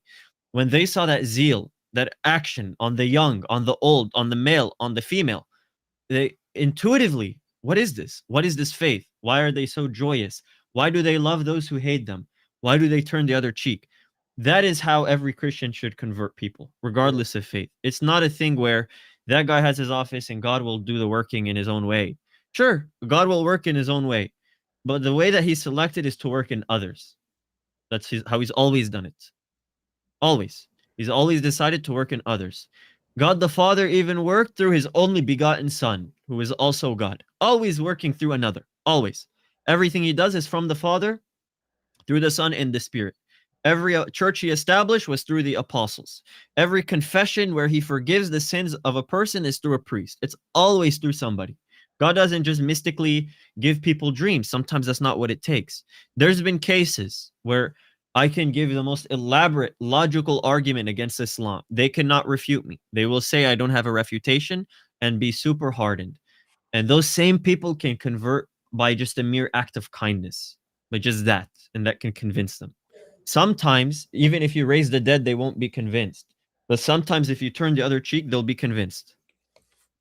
So No, everyone has a different way. sorry. I think that's beautiful. And I don't disagree with what you're saying. I think maybe I stated it wrong. I do try. In fact, I've tried to pull things from the Quran and almost question this idea of like, I believe it's a man made religion. How can you say they can't have alcohol, but then the men are promised rivers of red wine and women that are fully breasted and all these things? And I even pull out, like, more than I do, and you know what I'm talking about. Like, no matter what I show, they have this idea that, like, well, no, because we believe in this book and our book has never been tampered with. And I wish I was as educated as half of you guys. I'm just unsure on how to go about it, no matter how many Quran verses I've shown them that contradicts, no matter how many miracles, no matter how I showed history, how we have witnesses, how, like you said, you can even bring someone from the dead, they're not going to believe. And that's kind of where I feel iffy, or I guess I'm stuck, because I can show them all these things and they still, I don't want to generalize them, but Well, majority of them are still, this is if it. I can reply to that, and correct me if I'm wrong, Agan. In my experience, when they're secular, it's actually harder, not easier. Because Yeah. when they're secular, they don't care anyway. Like, they're not invested. So to them, it's like, is it really worth it for me to change my association, the nominal thing, just for what? Like, it's not like it's important to him in his life to pursue the truth that it really matters, you know? So this is my advice, and this isn't coming from me. My advice to convert anyone is to live as if you yourself have been converted. And when you do that, everyone around you will be converted. Like, I'll give you a story that's helpful in this case. There's a story where a group of monks are passing by and they see a pagan idol worshiper. So the youngest of the monks is obviously ahead of the whole group. He comes to this pagan worshiper and explains, this is just a stone, it can't hear you, giving him logical arguments, you're wasting your life. So then the pagan worshiper slaps him and he goes on his way. He hits him. So then, as the other monks are coming to pass by, the pagan worshiper sees the oldest monk, and he sees he's wearing the same vestments, and he says, "Are you like that guy? You're gonna tell me how bad and illogical my worldview is, and etc." To which the oldest answers with a simple question, a simple phrase: "I wish I had that much commitment in my prayer life, the way you have in yours." And it just took that phrase, and the pagan worshiper joined the monks that very same day. So sometimes it's not always the logical syllogism and the arguments and the Quran says this and the Hadith says this and this is corrupted and you have 7 ahruf and you get into that whole mess. Sometimes that won't do anything, even if you are perfect and know all the theology and everything. Like I said, every Christian has the duty to convert, and it should be done passively. You shouldn't even be aware of it, and that's how it should be done. Guys, we have JJ. He's a friend of mine. I think he's Eastern Orthodox, right, JJ? I am. Yeah, I am. Yes. Thank you so much, Daniel. Hey guys, I've talked to Egan before on Discord. But I'm hopping on. Yeah, I am Eastern Orthodox. I'm kind of hiding my name because I name for specific reasons. But so I'm obviously I'm EO. But in my personal opinion, I do believe that you guys are right about Cyril teaches one nature, this and the other. I'm actually defending you guys a lot against other Eastern Orthodox friends, this and the other. Thank you. And I'm actually meeting with an Oriental priest with a friend tomorrow, who I think is a parish down the street from mine. And so I'm hopping on here because I just have a couple questions. And one of them is, and I think I've talked to you again about this, because where I am right now, I believe you guys are right. Like, I don't think you guys are wrong anyway. I think you guys were always right again. But I also, and I really like John McGuckin. I obviously I've read a little bit, and I want to read a lot more just about actually the Acts of the Councils, and because the obviously the contention is really Chalcedon. But I also, and you were talking about this. I really was interested when you guys were talking about like the one Holy Catholic Apostolic Church, about the visible communion, because there's nothing more than I want than for the unification of the churches. Because I see you guys as a completely filled, spirit-filled grace church. But my thing is that I currently feel comfortable where I'm at because, now correct me if I'm wrong, if I'm in some sort of delusion. I think it's possible to interpret Chalcedon in a Cyrillian way. I think it's possible. Now, I'm open to being wrong. I just want the data, this and the other. But obviously, I believe you guys are right. I believe you guys are completely graceful, this and the other. This all of that. But I currently do feel comfortable, like comfortable in where I'm at, and comfortable in the sense that not comfortable just with my feelings, but I think it's possible, to interpret Chalcedon that way. But yeah. I think it's possible to interpret Ephesus in an historian way. You can interpret anything anyway. Let me give you some critical points, like why I'm so certain this is the opposite of a Cyrillian council. Why I'm so certain. Point number one. A letter is read. Cyril is Apollinarian. He had to repent. Theodore is a blessed teacher. The 12 anathemas are filled with impiety and are stricken, and Cyril was stricken by it. Thank you. Awesome letter. Ibas, welcome back to the crew. Amazing letter. On the basis of the orthodoxy in your letter, you're in. That is what, and let's throw those guys under the bus who did that, because this is what people have told me. Maximus of Antioch was wrong when he did that. Pascasinus and Lucentius, the Roman legates, they were wrong. What does that tell you about the creed now? Because who's the one who forced the creed to say into natures now? The legates. They threatened to move the council. They had the unique authority to start and end the council as they pleased. This is what they say. We can begin and end the council whenever we want, however we want. They're the sole arbiters of that. They are the one group of people, of the bishops, who presided a council, and it was Dioscorus' deposition. What does that tell you about Dioscorus' deposition? They are the ones, by the way, this is the worst. This is the worst of the worst. This is the worst of the worst. When the tome was under check from the Palestinian and the Illyricum bishops, they're like, wait, this sounds Nestorian. Guess who had the special authority to interpret the tome and make it sound Cyrillian, if you had to guess? Let's say the people legates. The legates. And they did it in a private meeting. And when they were asked to read the 12 anathemas, they ignored it and started talking about their up-and-coming private meeting at Anatolius's place. So that's like explicit to me. Number two, Theodoret's exoneration. This one's a bigger deal. I think it's just as equal. I'm not the biggest fan of Theodoret, even though he's called blessed. That's why we're friends, me and this you. This one is worse, JJ. With the whole Theodoret thing. This one is worse because Cyril said it's un-Cyrillian in his own words. He mentions Theodoret by name. Bro, listen to this, dude. I was in a parish recently, dude. I'm sorry, I hate interrupting, but you're good. This is crazy. I was in a parish. And I was Saint Cyril is my personal favorite saint, right? I was telling somebody at like another parish. He was like, "Yeah, actually, he's EO. I'm a Cyril hater. I just this and the other." He was saying basically that like he said he felt like he didn't do enough. And that's why Chalcedon had that. But I'm like, didn't do enough. I'm like, he did everything. That's insane. Like, and bro, it actually gets worse. He said. Like, Theodoret actually though is the one. He's like, Theodoret is blessed. It's called blessed in our church. Theodoret even said that that Saint Cyril was just being like just being weird about his language. I'm like, Theodoret, who had an issue with Cyril at Ephesus, I ain't gonna lie. I was like, you're using Theodoret, who isn't even called a saint in our church, to demean Saint Cyril. Anyways, keep going. Get this, JJ. Yeah, Get this, JJ. With the whole Theodoret thing. Yes, so we were right about them the whole time. Yeah. So this one, I think is on par, if not worse, to the letter of Ibas situation, because Cyril talks about it. He talks about this happening before his face, and they repeat it at Chalcedon. Mm-hmm. He mentions Theodoret by name after the formula of reunion, and he's saying this guy is doing takeya. You know takeya? He's being sneaky. Takeya is the thing that the Muslims thing where they're allowed to lie. Yeah, okay. Theodoret, it brings him out by name. Be careful with that Theodoret guy. And then he writes an epistle after that, and he says, if someone claims to hate Nestorius' teaching but praises Theodore, they're worse than Nestorius. Guess what happens at Chalcedon? Theodore, is that Mob Swepsi or just Theodoret? Yes. Mob Swepsi. Okay.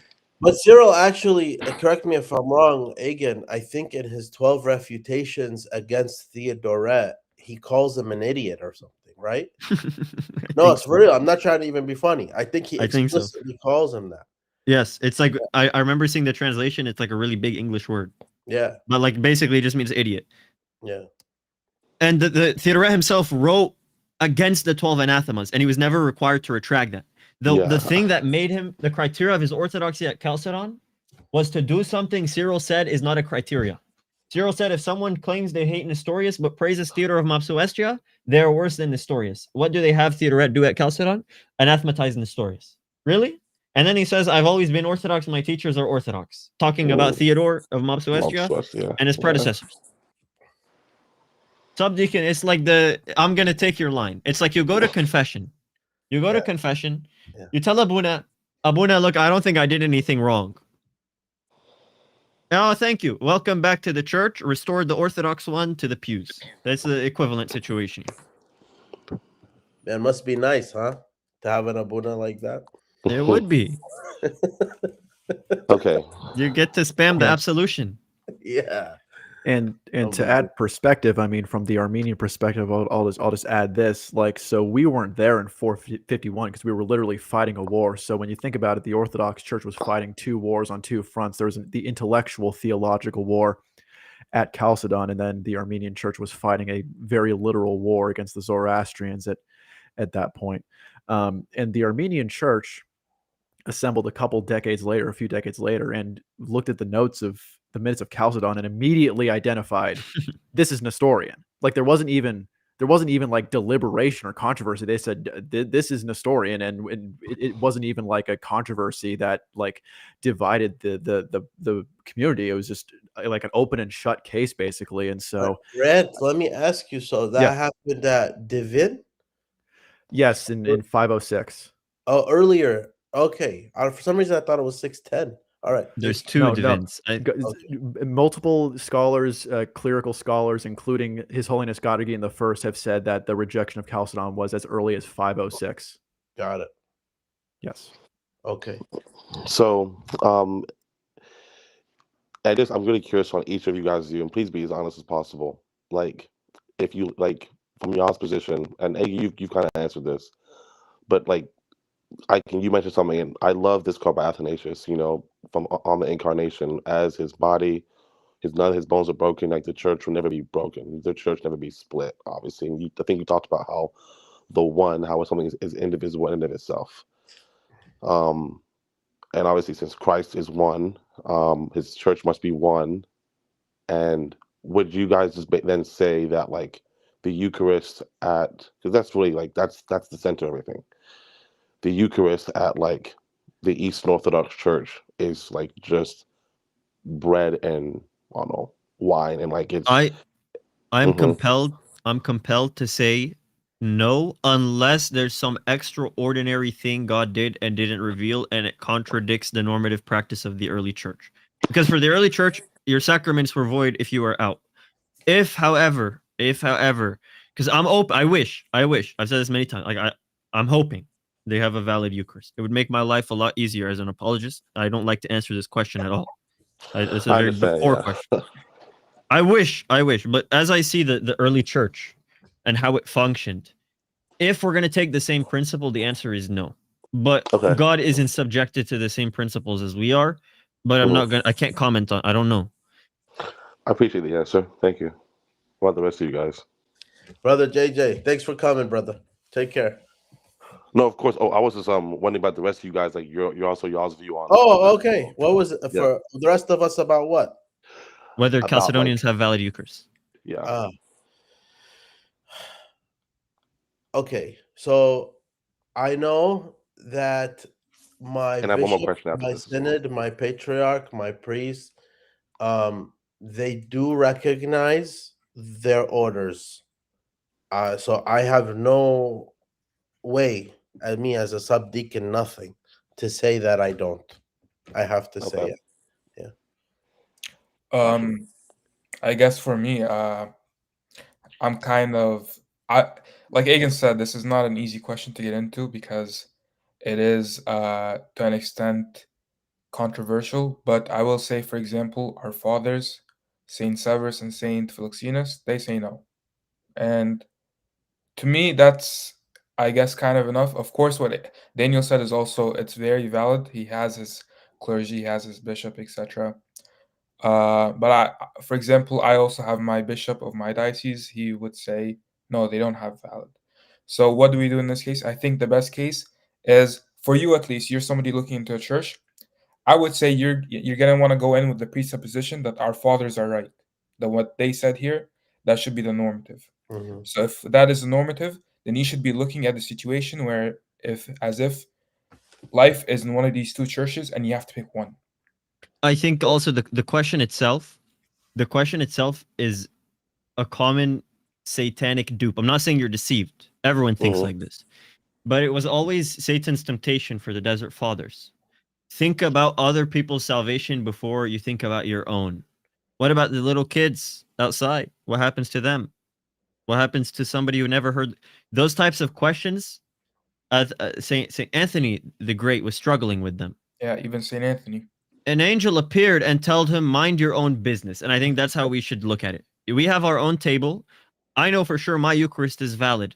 Who am I to say, like, just send a formal anathema to every single altar ever? I know that the normative practice of the early church, they don't have a valid Eucharist. And I'm going to take that as, like, if I ever had to, like, make an official statement, God forbid, I would say no.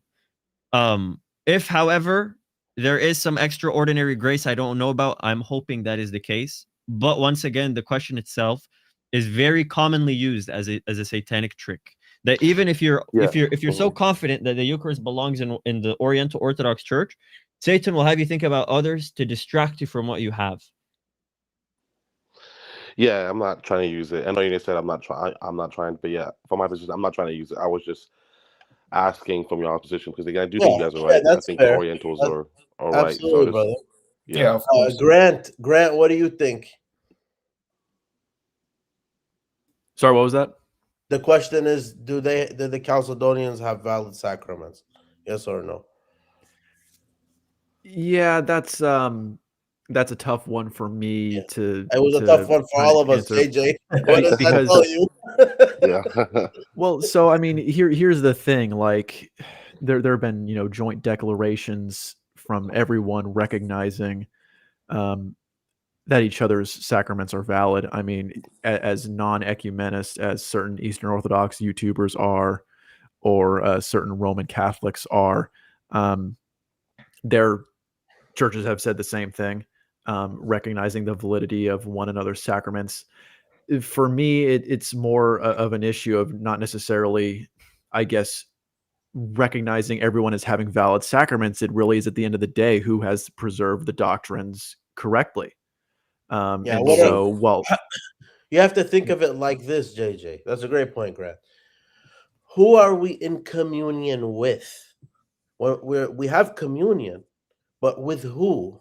Are we in communion with Severus and Dioscoros and Cyril and Gregory and Athanasius, and Ephraim and Jacob? Or are we in communion with Leo and Maximus and John of Damascus and Photius and these guys? So we have to know, I am receiving communion with who?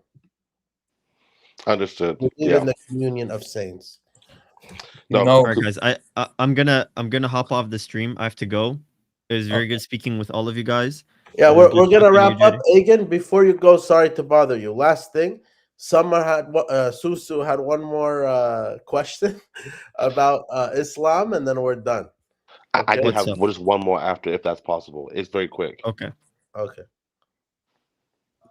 Hi. I believe Daniel put my question in the chat. It was more about the Islamic dilemma and then how to go about that, especially when you're having conversations with people that are really tied into their faith. And I mean, you have a lot of experience. They just have very robotic answers, unlike other faiths. Learn the methods from people like David Wood and God Logic. I think they've perfected explaining the argument to simple listeners. And they'll show you how to respond to because they'll never give a unique answer. They'll always say something everyone else says when the Muslims try to respond. So watch those guys because they put it down in a very palpable way. I have my own argument. I'll send you the channel. Yeah, Egan, one of her questions was, what do you think is the best argument against them? So this argument has gotten me a lot of death threats since I was very young. But this is my go-to argument. It's an epistemic one. About how you know Gabriel, things. Right? Yes. Yeah. How do you know the angel appeared to Muhammad is from Allah? Right. So think about all the things you can grant here. You can give that to the Muslim as a grant. You can say Muhammad was a perfect moral character, right? It still wouldn't prove Jibril is from Allah. He would just be deceived. You can grant the Quran has knowledge of science and history no human would know.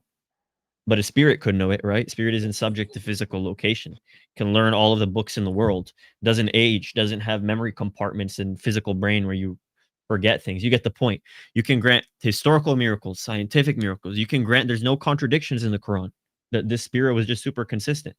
You can grant So you're some saying, things that you're saying when you ask them, how do you know Gabriel was, or the angel that appeared to Muhammad is from Allah? But can't they say to us, well, how do you know Moses saw it'd be a Allah? two quoque. We have a way of solving it, but just to give the dilemma first. The problem first. You can grant that the Quran makes predictions that came to pass. Their own hadith says that jinnis can do this. They hear it from heaven and then repeat it. Saint Firmilian makes the same point. I believe Saint Athanasius makes the same argument.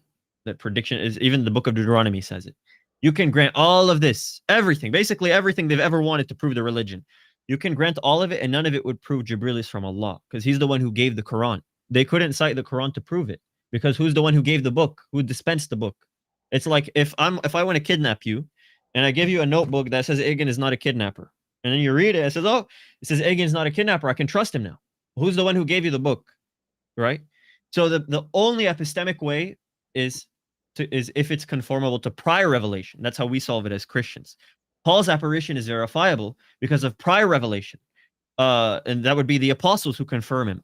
The apostles are valid because of prior revelation that Jesus Christ incarnated in their midst. How do we know Jesus Christ is valid? Because of the prior revelation, the prophets say so. How do we know those prophets are in conformity? Because of prior revelation, they conform with the revelation given to Moses. This revelation that there's one God, he's the one who led them from the land of Egypt. That's what all the prophets confess. How do you know that Moses is in conformity? Is true. How do you epistemically verify him? He's in conformity with prior revelation, what was said to Abraham. And once you go to the very beginning, then as long as there's not a contradiction to natural theology, and there's nothing prior to be deceived from, then there's no reason to reject it. So that's my go-to argument. How do you know Jibril is from Allah? If they try to shift it on you, that's what you call a tu quoque fallacy. So you can grant them pretty much everything, and at the end of the day, if they tell you we don't know, then you have two things. You have Islam, where Jibril is telling the truth, and you have a possibility where Jibril is lying. Both of them are identical in every single thing.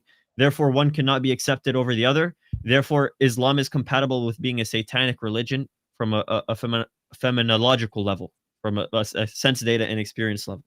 That's my go-to argument. It's a little hard to grasp it at first. Other easier arguments are like the Islamic dilemma. Check out God Logic. Check out David Wood. They explain it in very simple ways. Okay, thank you so much. I really appreciate it. Thank you, Susu. My last question was, so again, like I said before, there's someone that I met at another parish that the way the Cappadocians spoke about like Usia and hypostasis is different from Saint Cyril, and I've read Saint Basil's letter on Usia and hypostasis, and his letter like I have a quoted it present. about There's a work from Cyril called On Hypostasis and Usia. okay, and have so you seen that work? Is it in the thesaurus? Is it in his No, thesaurus? it's its own work. Okay, and is that in your disc? Is that anywhere in your Discord? Because that's my last question was, Yes. can you give me or I guess not, you don't have to send it to me, but like specific works that kind of like disprove this? Because the more I Yes. read, I'm like, that doesn't really make any sense. Cyril's work, literally called On Hypostasis and Usia. Okay, awesome. Thank you so much. I can try and forward it to you. Much appreciated. we You have my wrapping up? Discord. Yes, Thank you. we're all done. You have a great day. You too. Have a God good one. bless. God bless you. God bless. Thank you, everybody. Appreciate you guys. Like, subscribe, share, do all that stuff you got to do. Thank you, Agan, Ican, Grant. Appreciate you guys. I hear Sam and William are going to review this stream tomorrow. So we'll see what the reply is and how to go forward. I think we were charitable and respectful, and we know that our clergy watches these, and we are doing everything under their instruction and obedience. We are obedient to them. And I think that that is what differentiates us from many of the other groups, by the grace of God, not because we're better, but because of His holy church. I have an So, idea, Subdeacon. yeah. Why don't we offer, rather than them doing a response stream, they can have me in the flesh and we can talk. I would love to. I would love to. Sam and William and Elijah and Elijah خلي على راسي. All of them come. You guys are always welcome to the Lion's Den. I don't think Sam has been on. He's welcome to always. William and Elijah and whoever wants to. You guys can come and we'll have a conversation. No one's gonna interrupt you. No one's gonna kick you. No one's gonna mute you. You're here to talk like normal. So if they want to, absolutely, I'll let them know. Yes, we worship the Eucharist. Someone asked in chat to answer very fast. The Eucharist, the substance that is changed, is the one incarnate nature of the Word. We participate in it according to the flesh. The same way the thing that died on the cross is the one incarnate nature of the Word. Sorry about that. Yeah. So does that answer the Eucharist question? Yeah. Okay. Okay. All right. Thank you, everybody. Take care. God God bless. Bye, everyone. Bye bye.